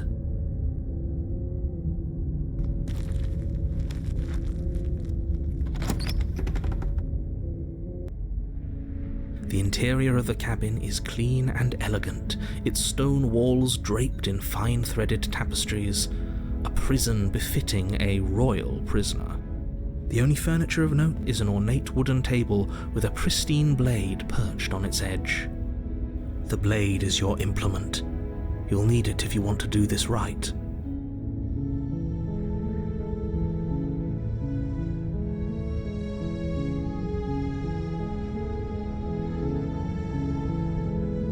Very different. Is it? I can't say I was paying much attention to the scenery last time around. Maybe that's because you haven't actually been here. I hope this means you'll finally drop that ridiculous past life nonsense. You haven't died, and you certainly haven't been killed by the princess. So focus up. Stop letting yourself get distracted.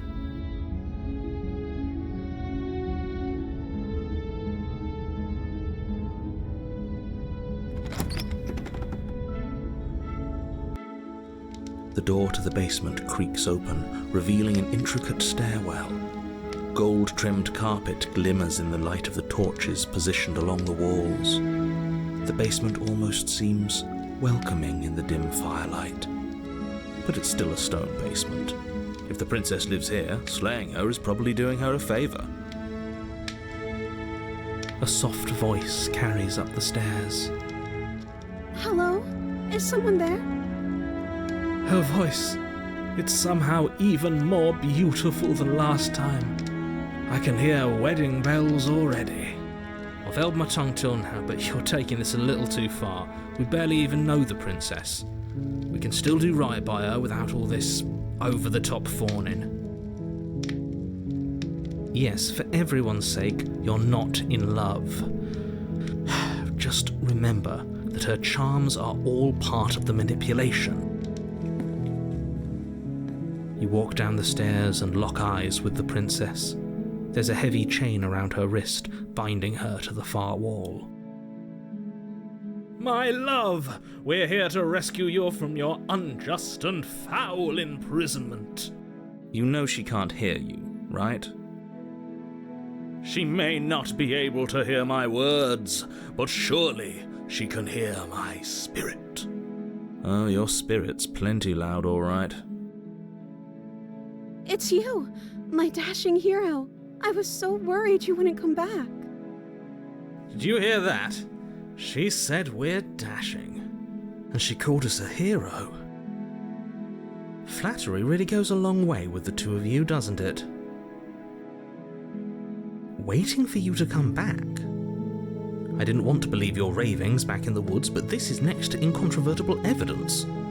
You've been here before. That's right, villain, and you killed us. Well, she killed us. Only because he made us try and kill her. It was self-defense. Our beloved's hands remain unstained by cruelty. And you've died before. So an entire world has been damned to oblivion. I'd really hoped I'd be the first, but what's done is done. What matters is you have a chance to do it right this time.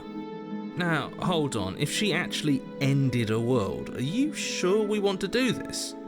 Are you sure we want to rescue her? We never saw a world end, and now I'm even more certain that we must chase our heroic and romantic destiny than I've ever been. I shan't let anyone convince us otherwise. Are you listening to him? He's lost it. Don't let him distract you. Just do your job.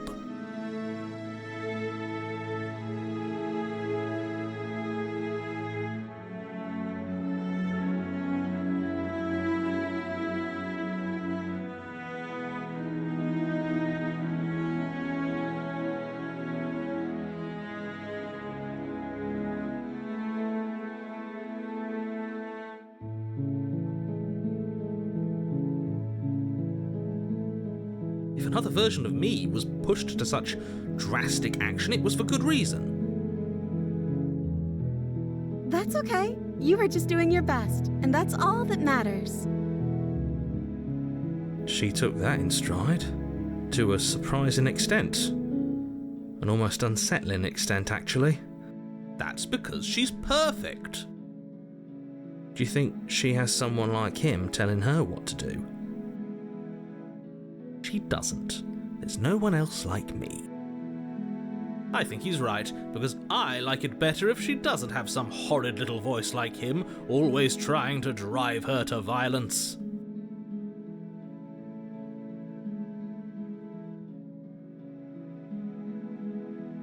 You died, and now we're talking.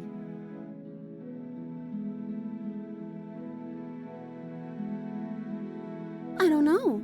Was I supposed to have ended the world? Would that have made you happy? Isn't that just like our darling princess? She wants to make us happy. My heart melts further with every word that passes through her beautiful lips. Are you listening to her? That's a confession.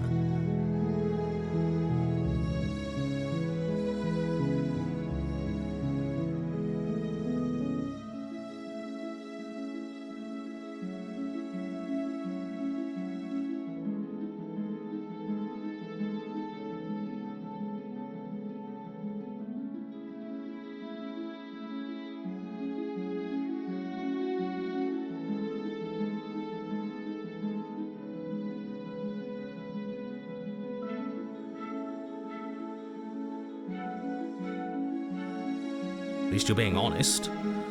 I can't believe that the fate of the entire world has been left in the hands of a nihilist.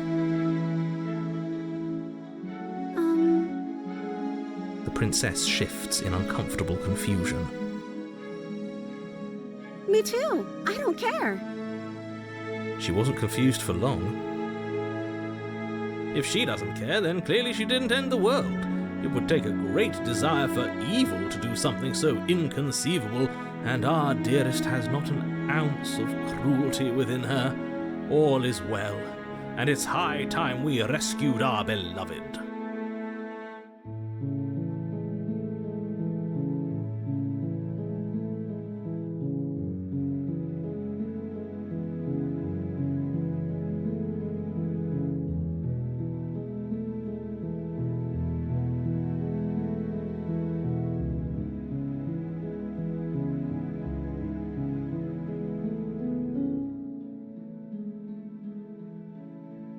I'm okay with whatever you come up with.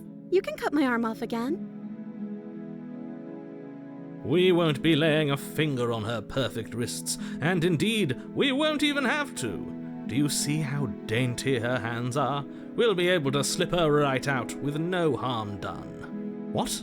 No, she's a prisoner here. You can't just slip her hand through the chains. Why are you two arguing over the logistics of slipping her hand out of her shackles? She just said she'd be okay with any idea we came up with. Am I the only one here who thinks that's weird? She didn't care last time. Why should she care this time? That's our stoic, smiling angel. No, you're right. It's extremely bizarre behaviour and further evidence that she's a monster who's not to be trusted. So go ahead and slay her. No. I can't let you do that. If you take another step towards the princess, You'll what? Take over our body and force us to try and kill her? I would if you had a weapon. Not on my watch, villain. My passions contain titanic depths, and if you try anything that might harm our dearest, I will end our life without a second thought. You wouldn't. I would. I'd listen to him if I were you. He has a lot of strong feelings. And doesn't the world end if we don't stop her? You approach the princess and gingerly slide her hand from her bindings. That shouldn't have worked. I'll be damned. We're doomed. I can't believe it. But I guess I have to. I told you. There's no life more worth living than that of a true believer. I'm free, and you're not trying to kill me this time. Thank you. Thank you so much. The princess jumps up and smothers you in a joyful embrace. Ugh. If only you had a weapon, one slip of the wrist and your pristine blade would be buried in her back and everyone out there would be saved. Luckily for Mr. Romance, we don't have a weapon. Who needs a weapon when we have the power of love on our side? What do we do now?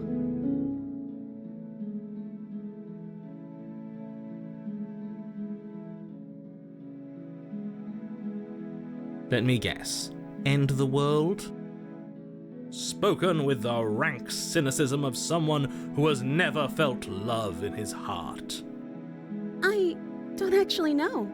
Nobody's ever asked me what I wanted before.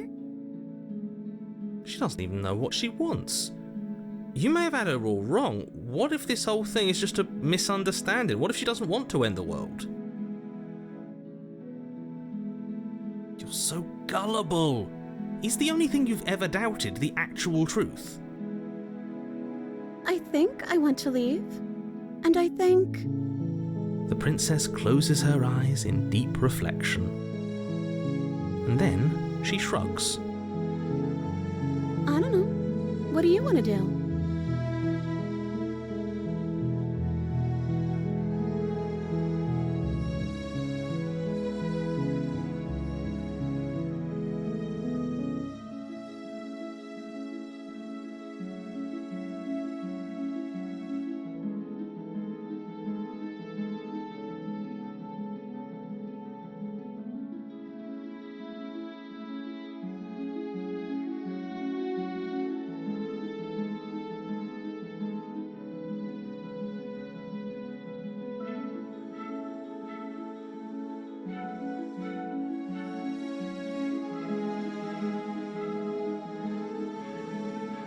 Sounds perfect.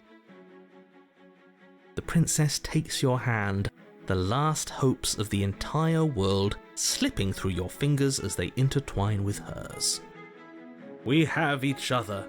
We don't need the world for our happy ending. I like to think that you do, actually. Look, I have my doubts, but the choice has been made and this is happening. You don't have to mope about it. I will mope about it, because moping is the only recourse you love-blind fools have left me with.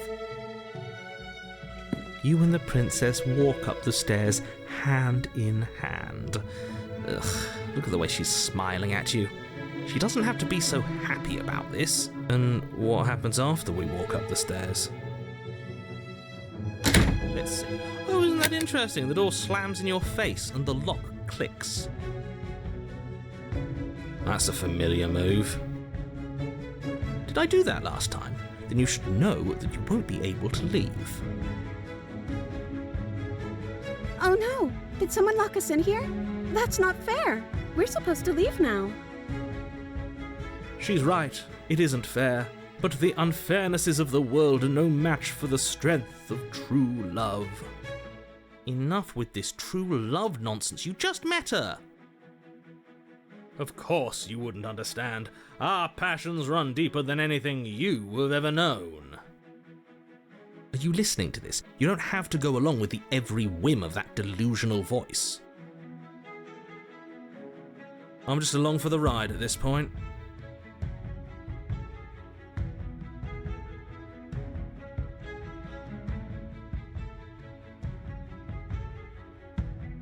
Okay, yeah, let's do it. Like a pair of teenagers in love, you and the princess place your hands on the door together. Blech. And the lock clicks and the door creaks open. Are you kidding me? I told you our love was insurmountable. You and the princess make your way upstairs and... The blade, that's right, there's still a chance for you to do the right thing. Take the blade from the table and slay her before it's too late.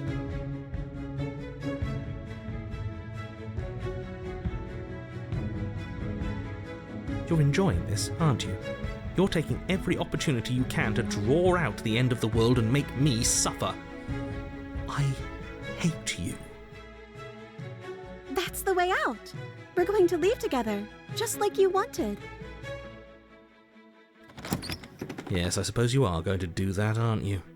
You cross the room, opening the door to the cabin. And then you step outside. A happy ending at last. We did it! What should we do now?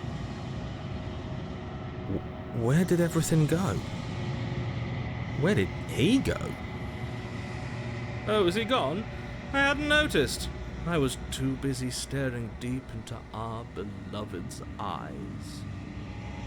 I'm cold. Is being happy supposed to be so cold? She's cold. Quick, our feathers. Pluck them all and weave her a coat worthy of a princess.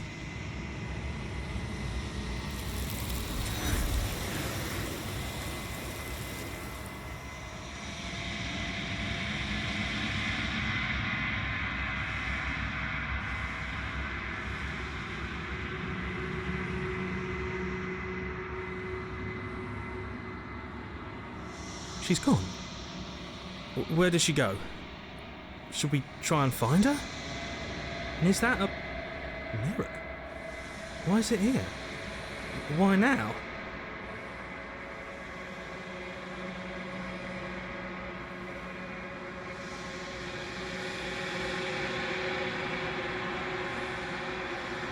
But it feels so bad.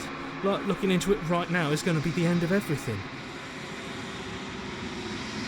Yes, I fear that we won't like what we'll see. What if we just sit here and preen for a while? That can't hurt, right?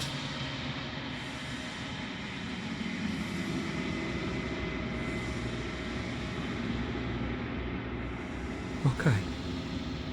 If you say so. We'll trust you. She'll be there waiting for us.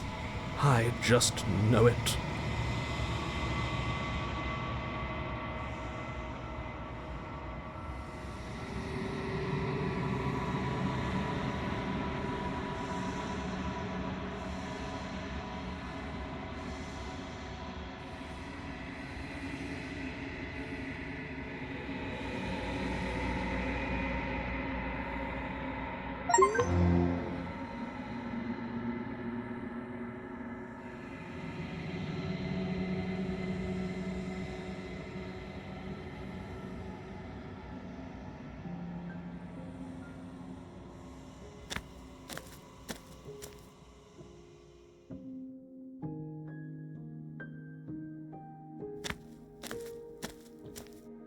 Flickering lights in empty cityscapes become pockets of vitality and movement.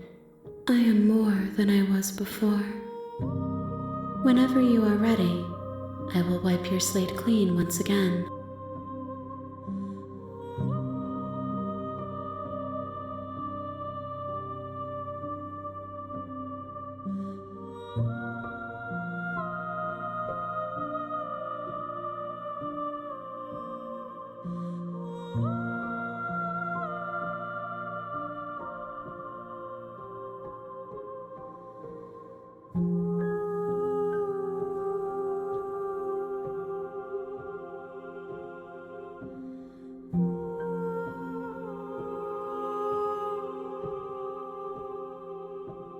Is a child the same as an infant?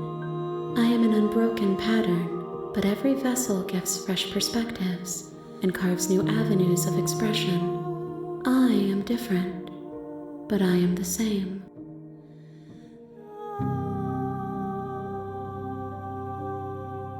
With every gift you bring me, I excavate the alleys of what I am meant to be, and every exploration yields new and complicated truths. What I will be is different than what I am, and what I am is different from what I was. I cannot tell you what desires I will hold when I have changed. But in this moment, all I want is to know myself and to know you.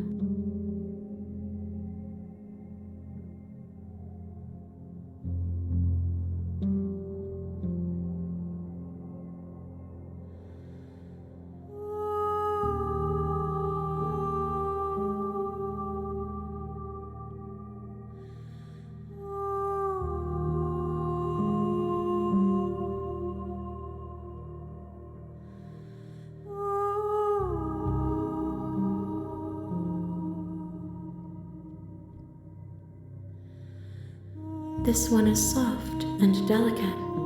You molded her to love you, and she'll make for a gentle heart. Do not mourn her. She has served her purpose.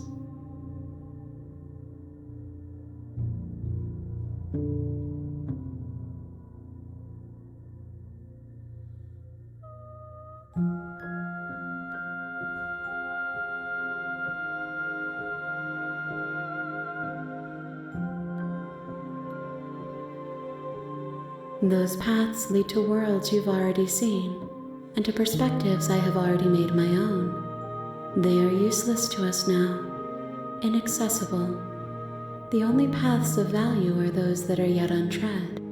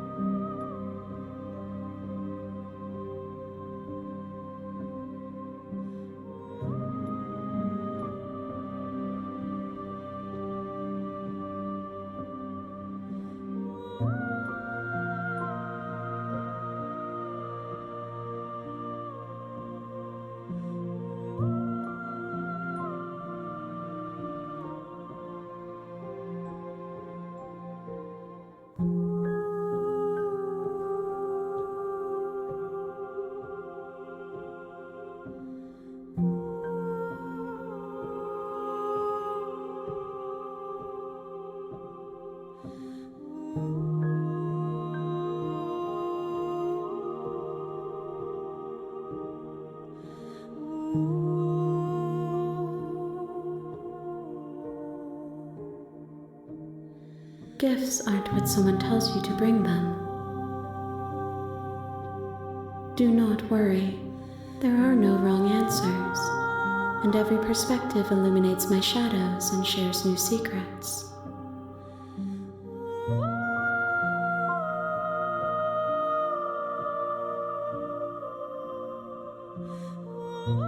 My preference is for you to show me what you would like me to see.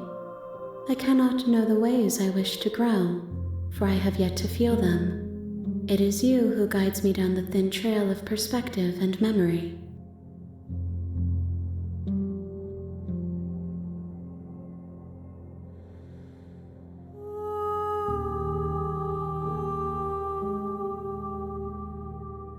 The vessels are a weave of emotion at odds with themselves, but they are only perspectives. They are not me. The wounds they've suffered carve texture around my heart. Without them, I would be as I was before. I would be alone and without sensation. I could not feel the joy of having you by my side, for I would not know your absence.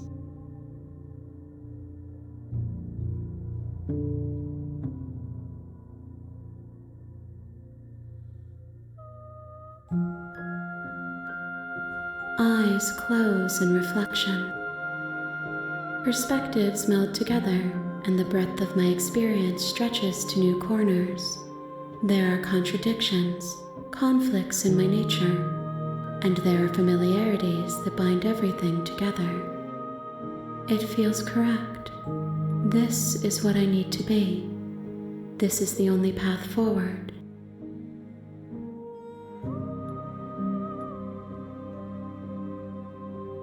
If I am to be an ocean, you have given me enough to build upon. My waters are shallow and murky, and I yearn for more perspective. The task of finding my vessels is your burden to carry.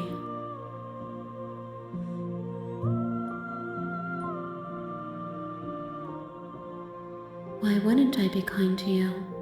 You are the only thing I know that isn't me.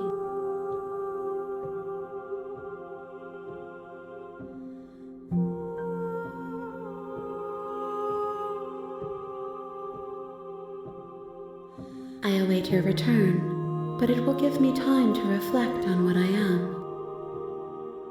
We will meet again.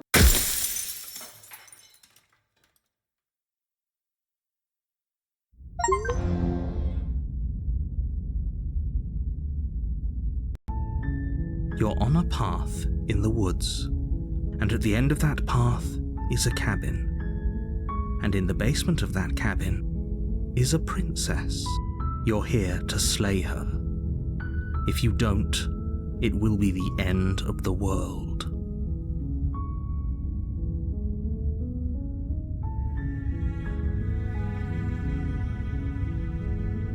I'm talking about the end of everything as we know it. No more birds, no more trees, and perhaps most problematically of all, no more people. You have to put an end to her.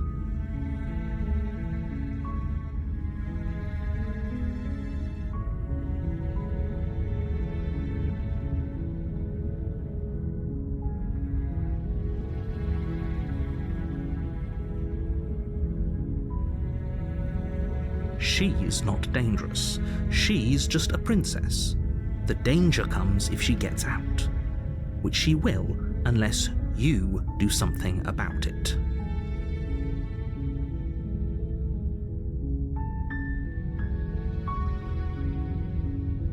The more specifics you have, the harder it will be for you to do this very important job. She's a princess. People will listen to her because listening to her is in their nature, and when they do, everything will come crashing down. Look, you're already on the path that leads to the cabin. Why would you be here if it weren't to complete a very important task? You've made it this far, you might as well reach the end of your journey.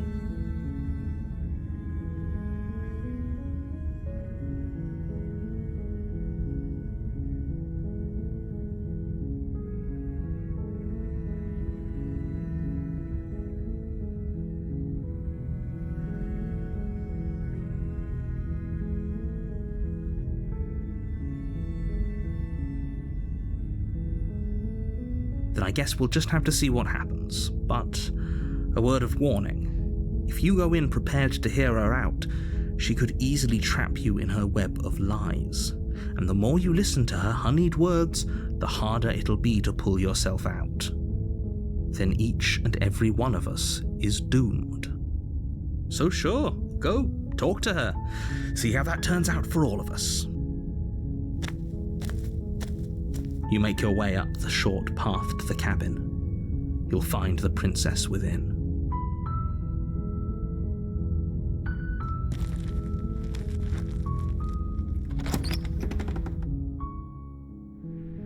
The interior of the cabin is almost entirely bare. The air is stale and musty, and the floor and walls are painted in a fine layer of dust. The only furniture of note is a plain wooden table. Perched on that table is a pristine blade. The blade is your implement. You'll need it if you want to do this right.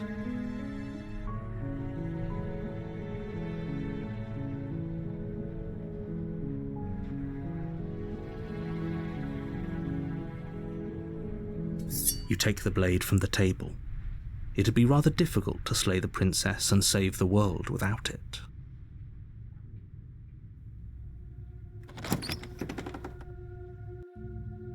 The door to the basement creaks open, revealing a staircase faintly illuminated by an unseen light in the room below. This is an oppressive place. The air feels heavy and damp, a hint of rot filtering from the ancient wood. If the princess really lives here, slaying her is probably doing her a favor.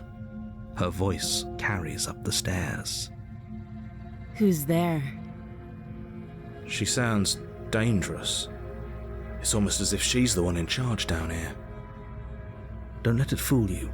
It's all part of the manipulation.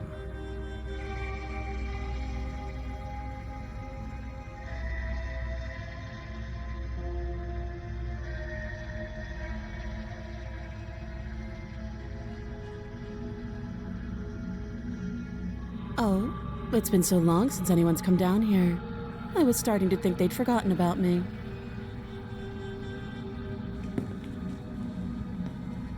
You walk down the stairs and lock eyes with the princess. There's a heavy chain around her wrist, binding her to the far wall of the basement. She's so coldly beautiful. Is she really a threat to the world? Focus on the task at hand. And there you are. Are you here to kill me or something?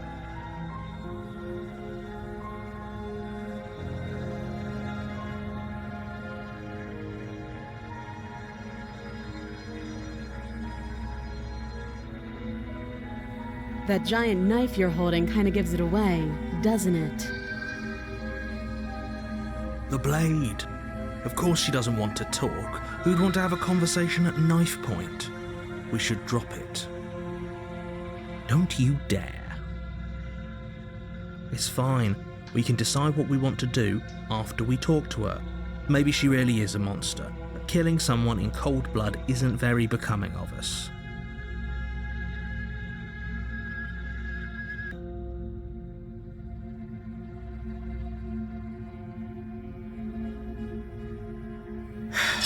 The blade tumbles out of your trembling hands and drops to the floor with an unceremonious clang.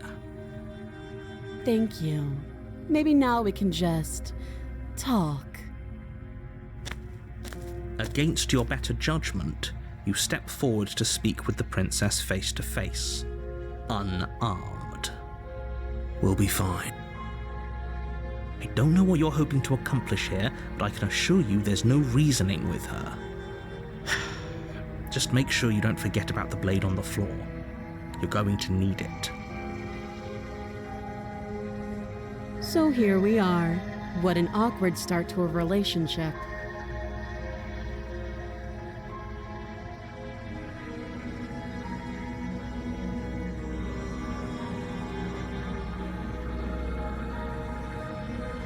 Don't jump to any weird conclusions. We're two people who have met each other. By definition, we have a relationship.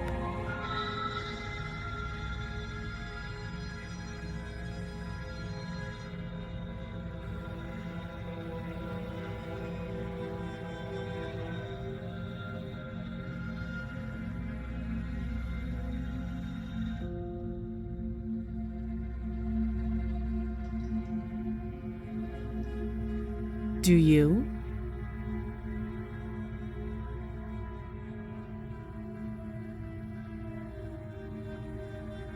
Don't just tell her that.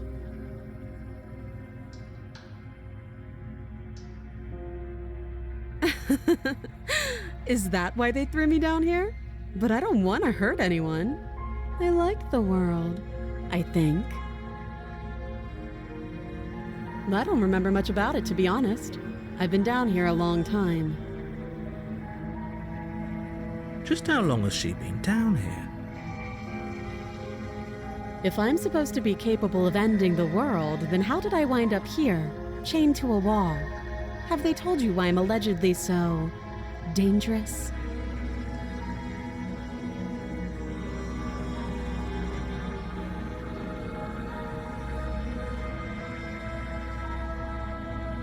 Sooner or later, you'll understand that I have your best interests at heart. Hopefully sooner. How sweet. Now be a pal and help me get out of here, would you? We could figure out how to deal with them after I'm free.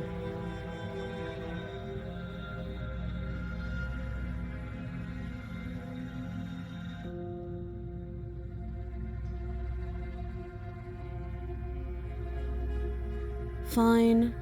What do you want to know?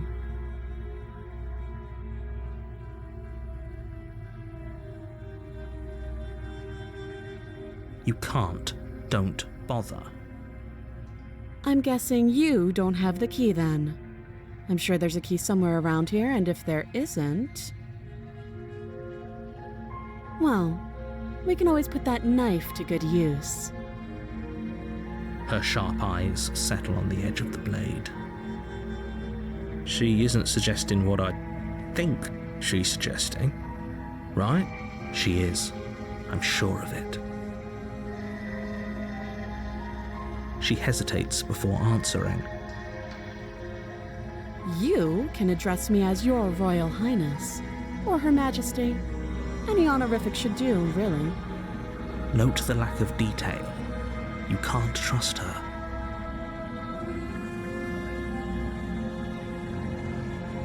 Too long. Again, she offers no specifics. No matter how hard you try, you'll never get a straight answer out of her. Oh, have you decided what to do with me? You know why you're here. Oh, you have to be kidding me. You walk up to the chains binding the princess to the wall and give them a tug. They're large and heavy, far too solid for you to even imagine trying to break them apart. If you don't have the key, maybe you should go looking for it. I'm sure it's somewhere upstairs. Doubtful. Whoever locked the princess away down here intended for her to never see the light of day. They wouldn't have just left the key to her chains somewhere in the cabin.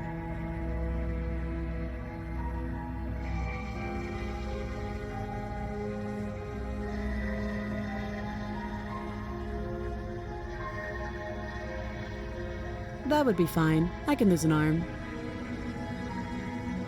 She speaks with almost complete nonchalance.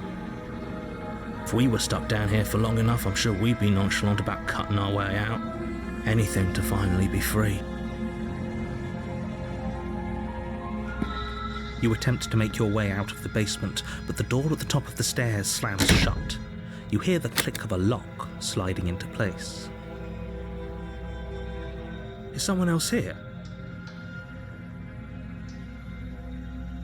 You try the door, but it's locked from the outside. You're here to slay the princess, and you won't leave until the task is done.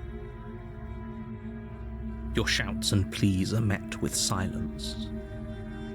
I'll repeat myself once again. You're here to slay the princess, and you won't leave until the task is done. You make your way back to the bottom of the stairs. This would have been so much easier if you'd simply slain her like you were supposed to. Easier for whom?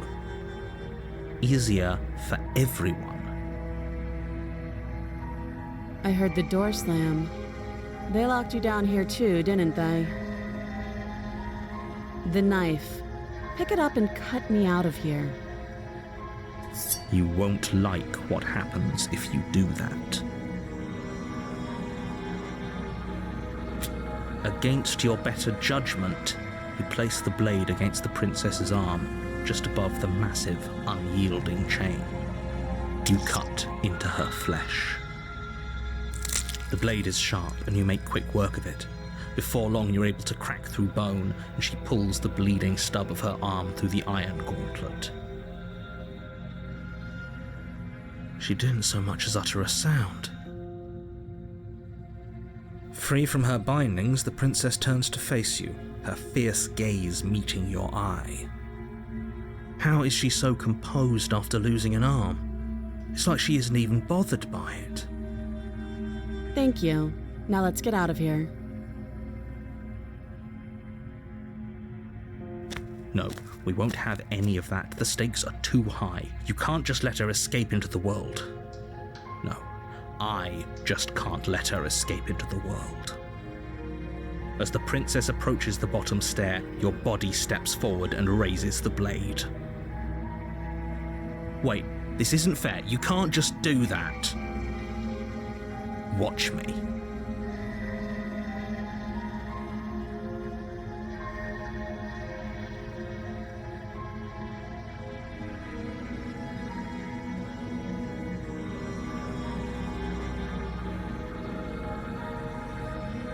Stop that.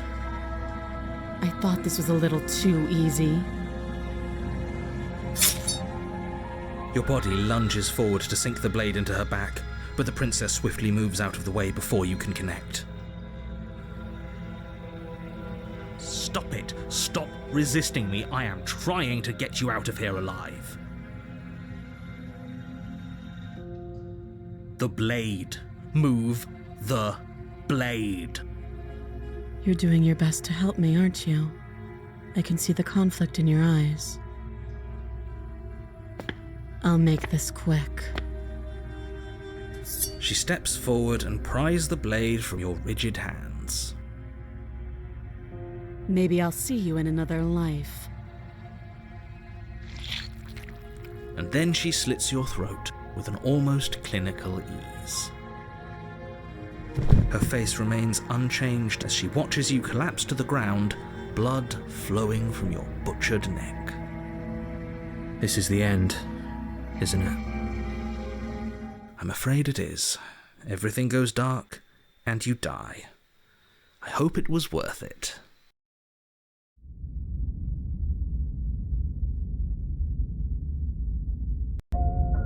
You're on a path in the woods, and at the end of that path is a cabin. And in the basement of that cabin is a princess. You're here to slay her. If you don't, it will be the end of the world.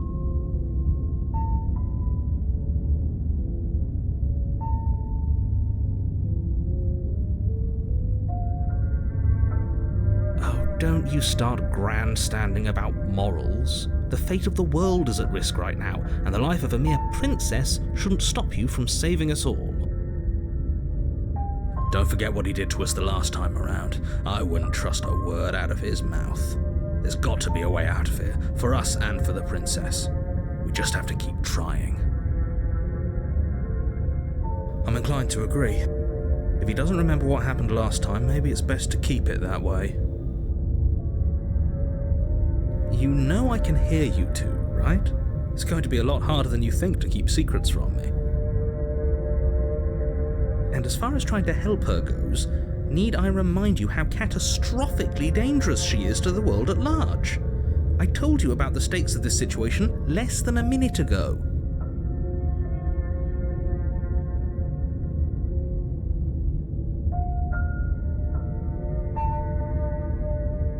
Those are two very different questions, but fine, I'll indulge you if that's what it takes to get you moving. Let's say for a moment that this really is the second time you've met me, or at least a version of me. If you're back here, I'm assuming you died, which probably only happened because you didn't listen to me. The absolute irony. Well, that's one way to put it, I guess. You really don't remember what happened last time, do you? You practically forced the princess to kill us. That doesn't sound like the sort of thing I'd do, which is honestly all the more reason for you to not buy into whatever self-delusions the three of you are crafting. But this is a thought experiment, so I suppose I'll continue to give you the benefit of the doubt. If I did practically force the princess to kill you, it was probably for a good reason. Did you try and free her? Did you say something really mean to me? Because if I really did what you said I did, you probably deserved it. I'm a professional, after all. Sure you are. Anyway, I believe your second question was, what's the point of doing anything? If you're asking that, it sounds to me like you're making the rather dangerous assumption that your actions last time around didn't have any consequences. What do you mean? Of course there weren't any consequences.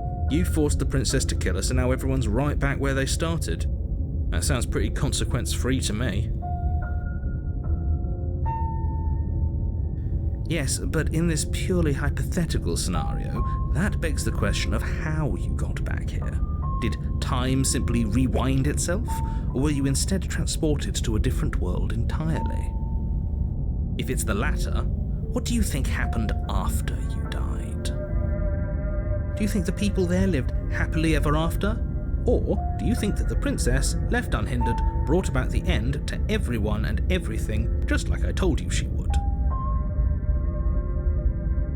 What a conveniently ambiguous group of things for her to ruin. For all we know, the princess left the cabin and never saw another soul.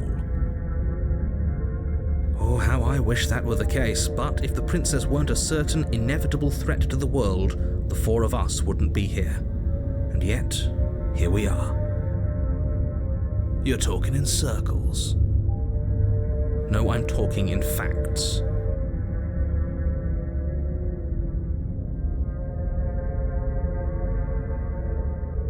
Just be quick about it.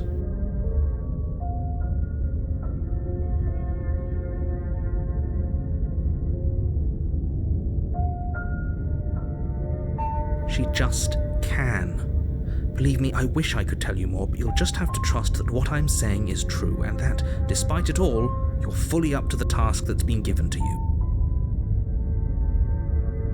You haven't given us an ounce of proof. You do know that, right? What proof could you possibly ask for? Literally anything.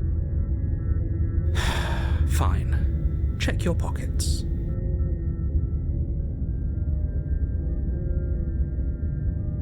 You put your hands in your pockets and pull out an envelope with the words, "The Evidence," written across the front. Within, you find a note in your handwriting. It reads, "The princess will end the world if you don't stop her. This is an immutable truth." That doesn't prove anything. How do we know you didn't just forge our handwriting? I wish I could tell you more, but there are some rules I have to follow for all our sakes. Please just trust that these rules are in place for a reason. I'm on your side. You mean you're on our side as long as we do what you tell us to? Exactly. Because you not doing what I tell you to do means you're putting the world at risk. I think we've got everything out of him we're gonna get.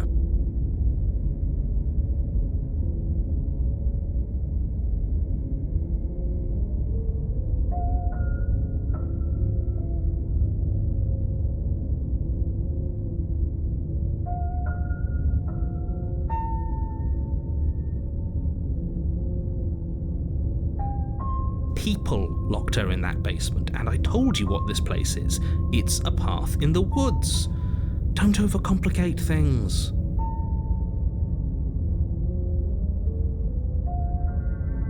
Great. Now, if you don't mind, the whole world is waiting with bated breath for you to save it from ruin.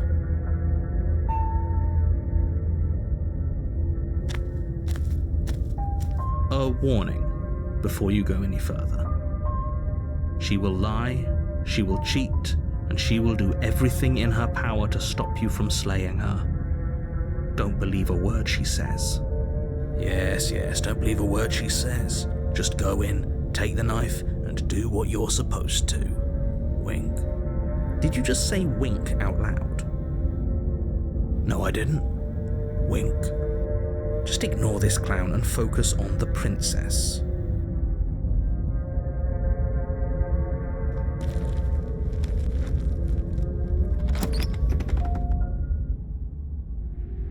The interior of the cabin is less a cozy woodland retreat and more like a dungeon. A few pathetic wisps of starlight attempt to illuminate the cold, uninviting stone walls, and thick, wrought iron bars barricade the windows, reminding anyone who enters that this is a prison. The only furniture of note is an iron table, bolted to the floor, a pristine blade perched on its edge.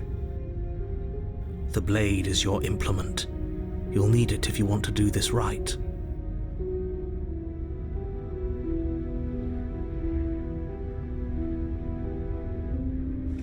You walk up to the wall next to the basement door.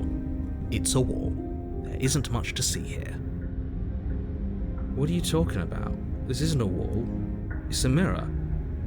Or at least it'll be a mirror once we wipe off that layer of grime. You reach forward and rub your hand against the cabin wall. I hope you know how ridiculous you look right now. But there was a mirror a second ago.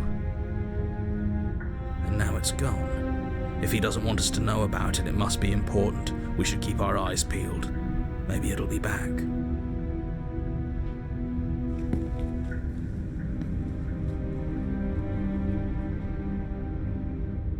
I'm afraid I'm going to insist we take the blade. We're in a dangerous situation and I'm not letting us go down there without a weapon.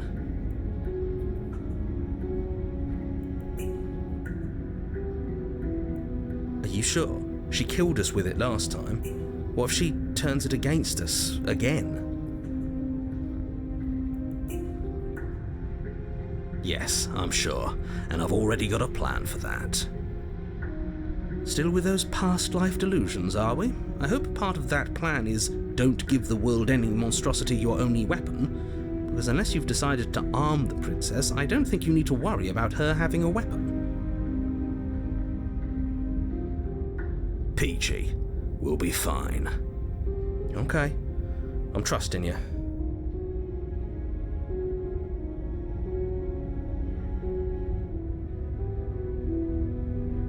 Normally, yeah, but not about this. Call it a reflex. We take the knife as we go. Wonderful. You do exactly that, sweeping the knife from the table before proceeding to the basement. Don't worry about it. We have a knife, so what? It's not like we have to use it. No, you don't have to do anything, but you do well to use it regardless. Moving on. The door to the basement creaks open, revealing an old stone staircase. A few sputtering torches attempt to vaguely illuminate your path, dancing across glimmering patches of slimy moss on the stone steps. If the princess lives here, slaying her would probably be doing her a favor. Her voice, harsh but controlled, carries up the stairs. Is that a visitor I hear? Please, come downstairs. It's been a while since I've had company. Does she remember us? You walk down the stairs and lock eyes with the princess. She looks up at you, the heavy collar around her neck clanking loudly as she moves. The chains binding both her wrists to the far wall, joining the metallic chorus as she adjusts her hands in her lap. So much for cutting her out of here. Do you hear yourself right now? Cutting her out of here never should have been on the table. Have you noticed the empty chain on the wall? Odd that in a place where everything seems to serve a distinct purpose, there would be something so obviously useless. That was there last time too, wasn't it? It was. What an interesting development. Why don't you have a seat? The two of us should chat before you bury that thing in my heart.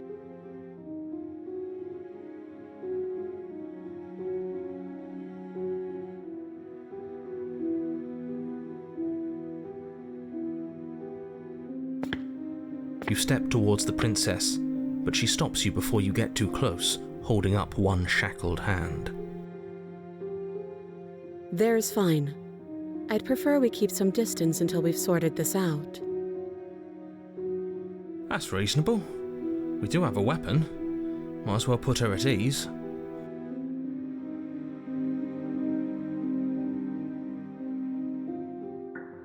You do as she asks and sit on the floor, still a good distance away from her. Thank you. Now, what are your intentions for me?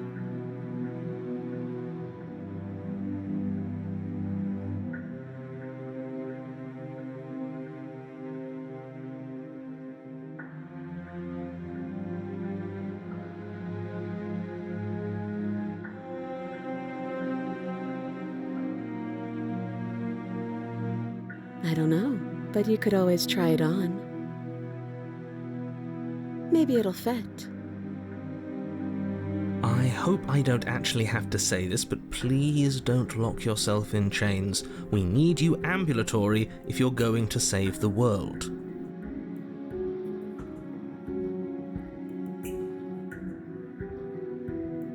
Yes, your intentions. You have a knife. What are you going to do with it? Why are you here? There isn't a keyhole in these shackles, so I'm afraid my only way out is surgical removal. Is she forgetting about the shackle on her neck? Or does she think she'd survive a beheading? You're right. Maybe she's delusional. All the more reason not to trust her. Unless she really could survive. Though I suppose you could just be here to kill me. But I don't think that's in either of our best interests.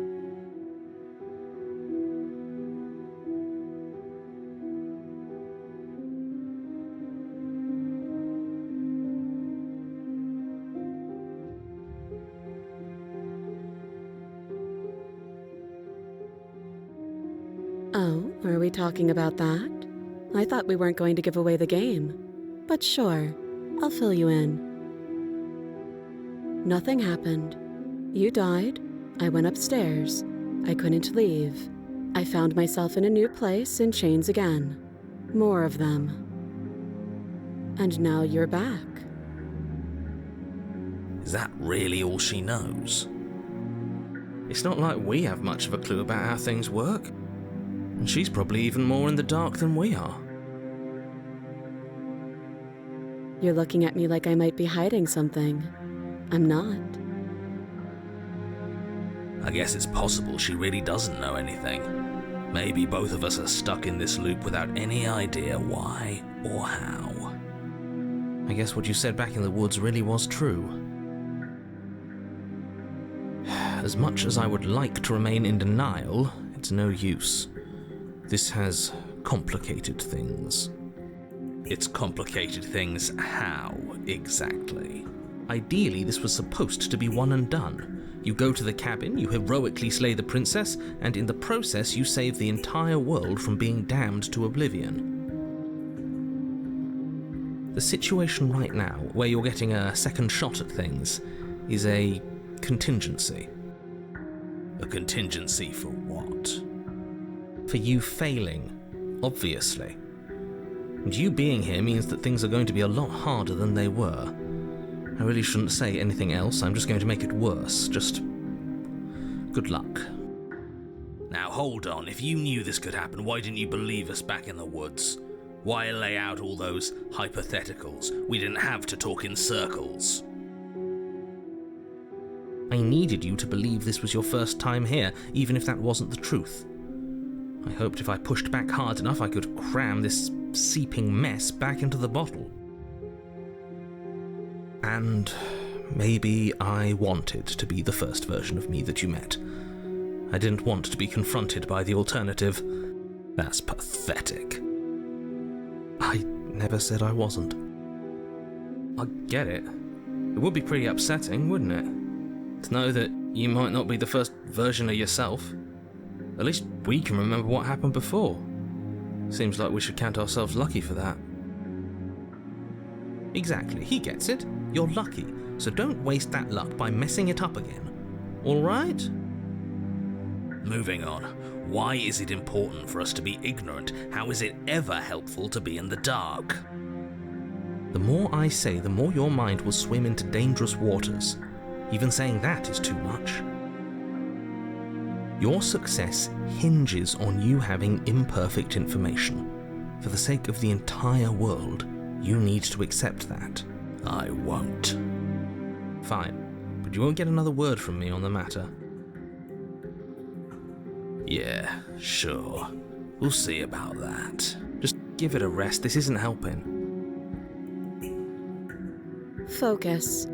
This is a serious situation. You shouldn't be daydreaming.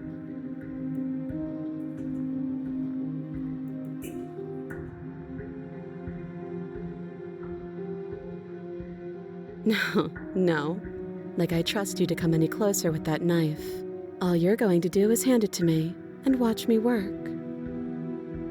But she would have to cut her head off, right? She can't be suggesting that. She certainly seems confident. Maybe she knows something we don't. Or maybe you should consider the most likely scenario. She's bluffing so she can disarm you. Though if she isn't bluffing, whatever she has planned might be for her benefit alone. There's no guarantee that what's good for her is good for us. So, what should we do? I don't know. I'm just spelling out our options, listing the pros and cons. Then let me help you. I'll start with the cons. If you're handing her your weapon, the cons are that she might use it to escape and end the entire world. And she might use it to kill you. That doesn't sound great. What about the pros? There are none. The pros are that we can't trust him, possibly even more than we can't trust her. And whatever she has planned could do something to mess with what he has planned. Or maybe they're both screwing us over in their own ways.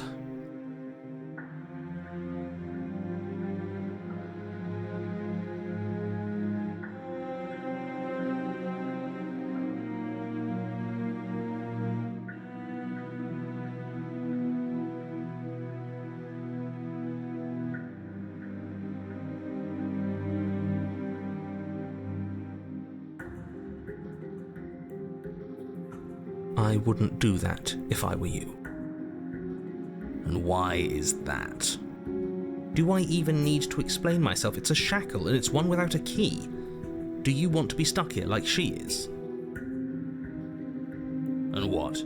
Is it going to lock the second we put our wrist into it? I don't know. Maybe it will. He doesn't want us to look at it. That's all the reason we need to investigate. But what if he's telling the truth? He isn't. I am.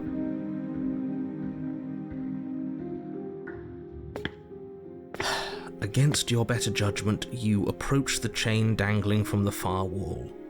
The princess watches you with faux disinterest as you inspect it, though she can't fully hide her curiosity.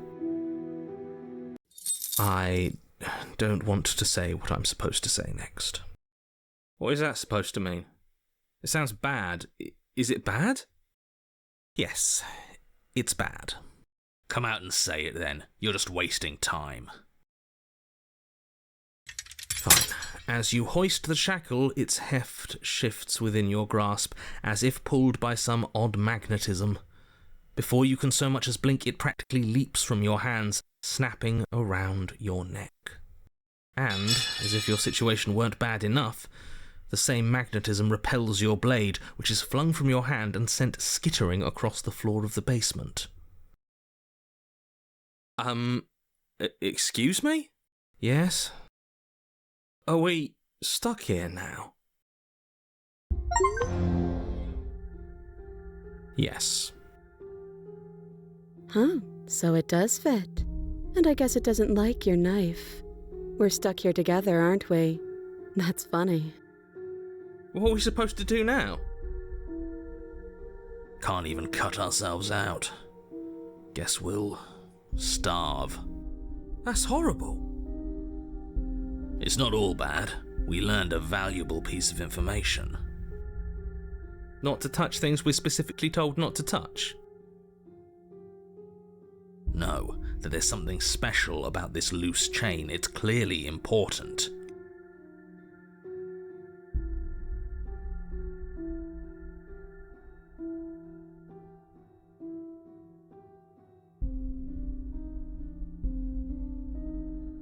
No. Yep.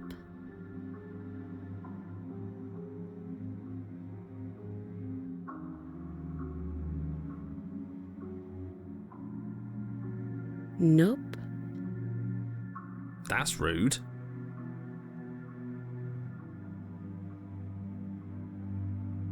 You and the princess wait in silence, though neither of you knows what you're waiting for. But you're waiting for something.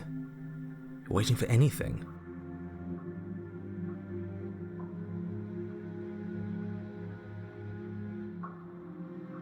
This is so boring. There must be something we can do to get out of here. There must be something we're missing. But there isn't. Time passes. It passes and passes and passes. And the basement of the cabin remains much the same. It is cold and silent. At least the world is safe. It isn't. You're stuck. Too far away from both the princess and your blade to do much of anything. But she's not ending anything. She's just sitting there. Her very existence is a threat. It harms everything around it. How exactly does that work? It just does. But Your line of questioning is interrupted by the passage of even more time. And after that, even more time passes again. And let me guess, the cabin remains the same. if time is passing, the cabin can't be the same. Even if the differences are small, they have to exist. That's just how things work.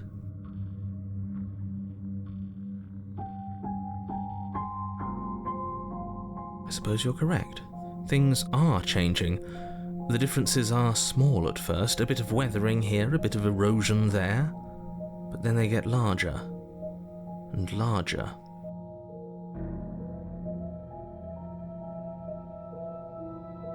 I don't like small talk, remember?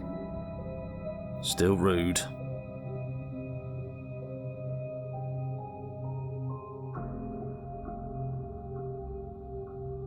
You continue to wait in silence, and the cabin continues to change.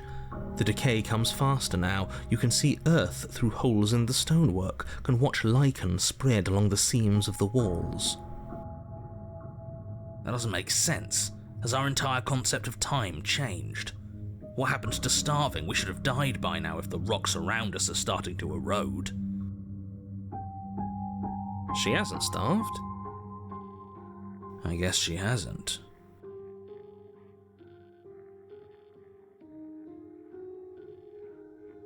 Even more silent time passes as you watch roots push themselves through the increasingly porous walls of the basement. Dirt seeps inside, flowing across the stone floor like a liquid, covering the ground and threatening to swallow you both. Time continues to pass, and pass, and pass, until suddenly there are no walls. And then... And... I think he's gone. Would you look at that? We made it out of the cabin, and nothing bad had to happen to either of us. So this is the outside world. It's cold.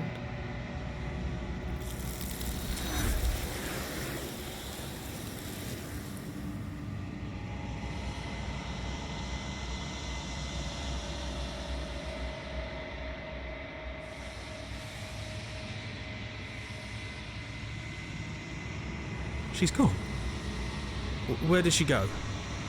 Should we try and find her? And there's that mirror again. Why is it here? Why now?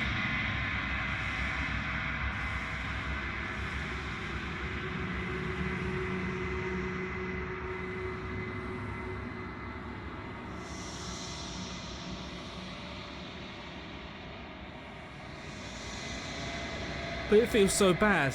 Like looking into it right now is going to be the end of everything. You're right.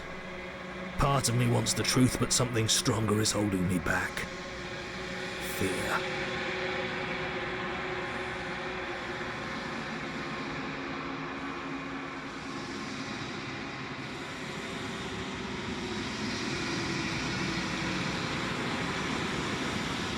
Okay. If you say so, we'll trust you. Feels too good to be true.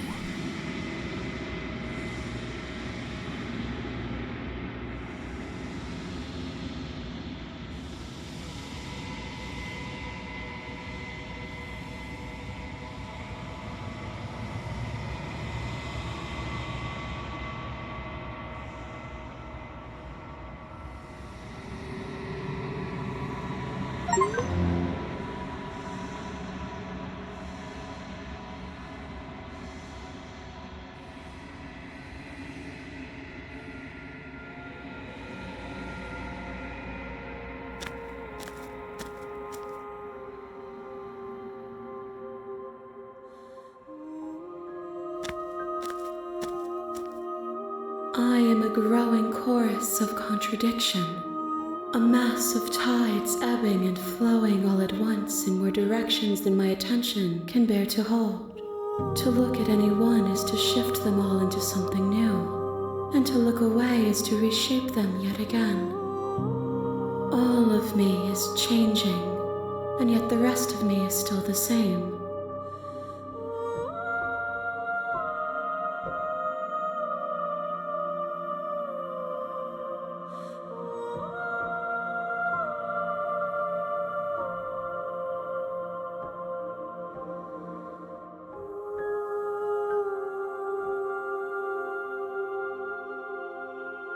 This one is cold and cynical. She has protected herself when others could not. She will make for a clever heart. Do not mourn her. She doesn't need to be protected any longer.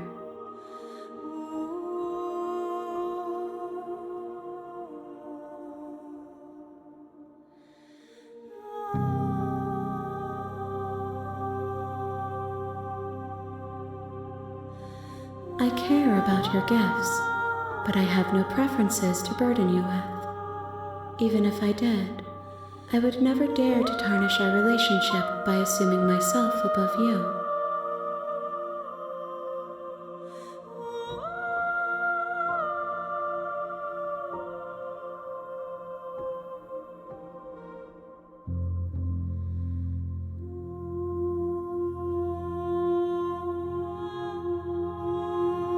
It changes me, but it doesn't make me worse, nor does it make me care for you any less. Does it make you worse? Do you resent me?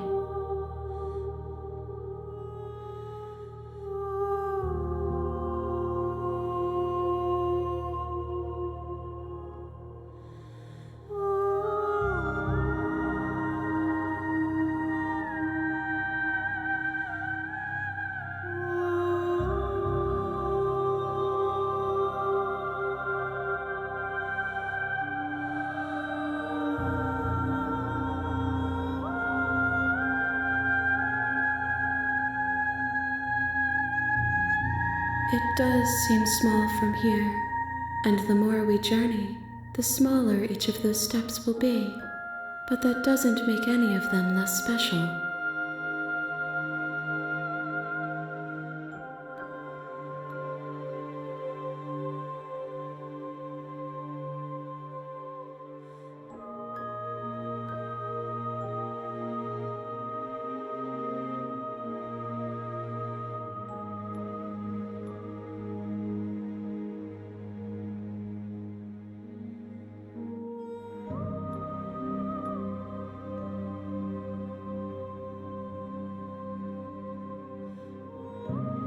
As easily as you can stand to be you.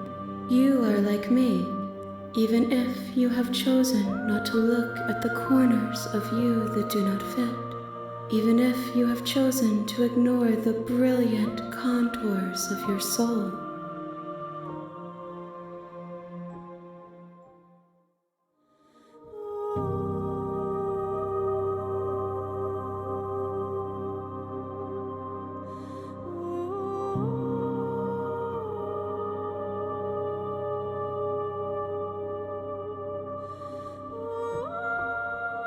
The desires of my multitude thrive in endless competition with themselves, but none of them rise above their dance to influence me. I yearn for what I have always yearned for, our awakening. Other desires shrink in the light of knowing you and knowing me.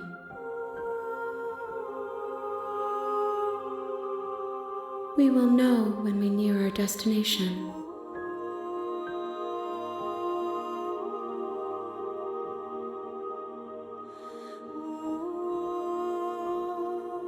The tides do not dictate where they are pulled.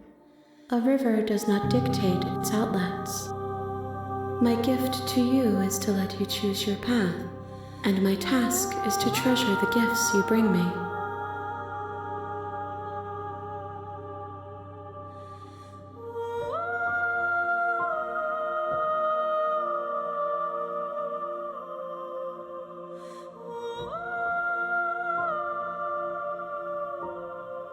My perspectives are shadowed. You have seen what I have seen, just as I have seen what you have seen. The angles of my vantage do not offer me hidden truths, and my attention is turned inward, except when you are here with me.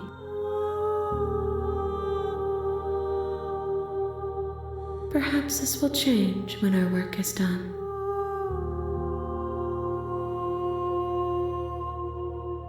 I will be here when it is time for us to meet again.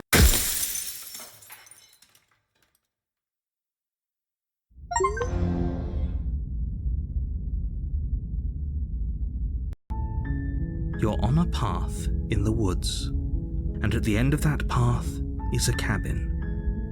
And in the basement of that cabin is a princess.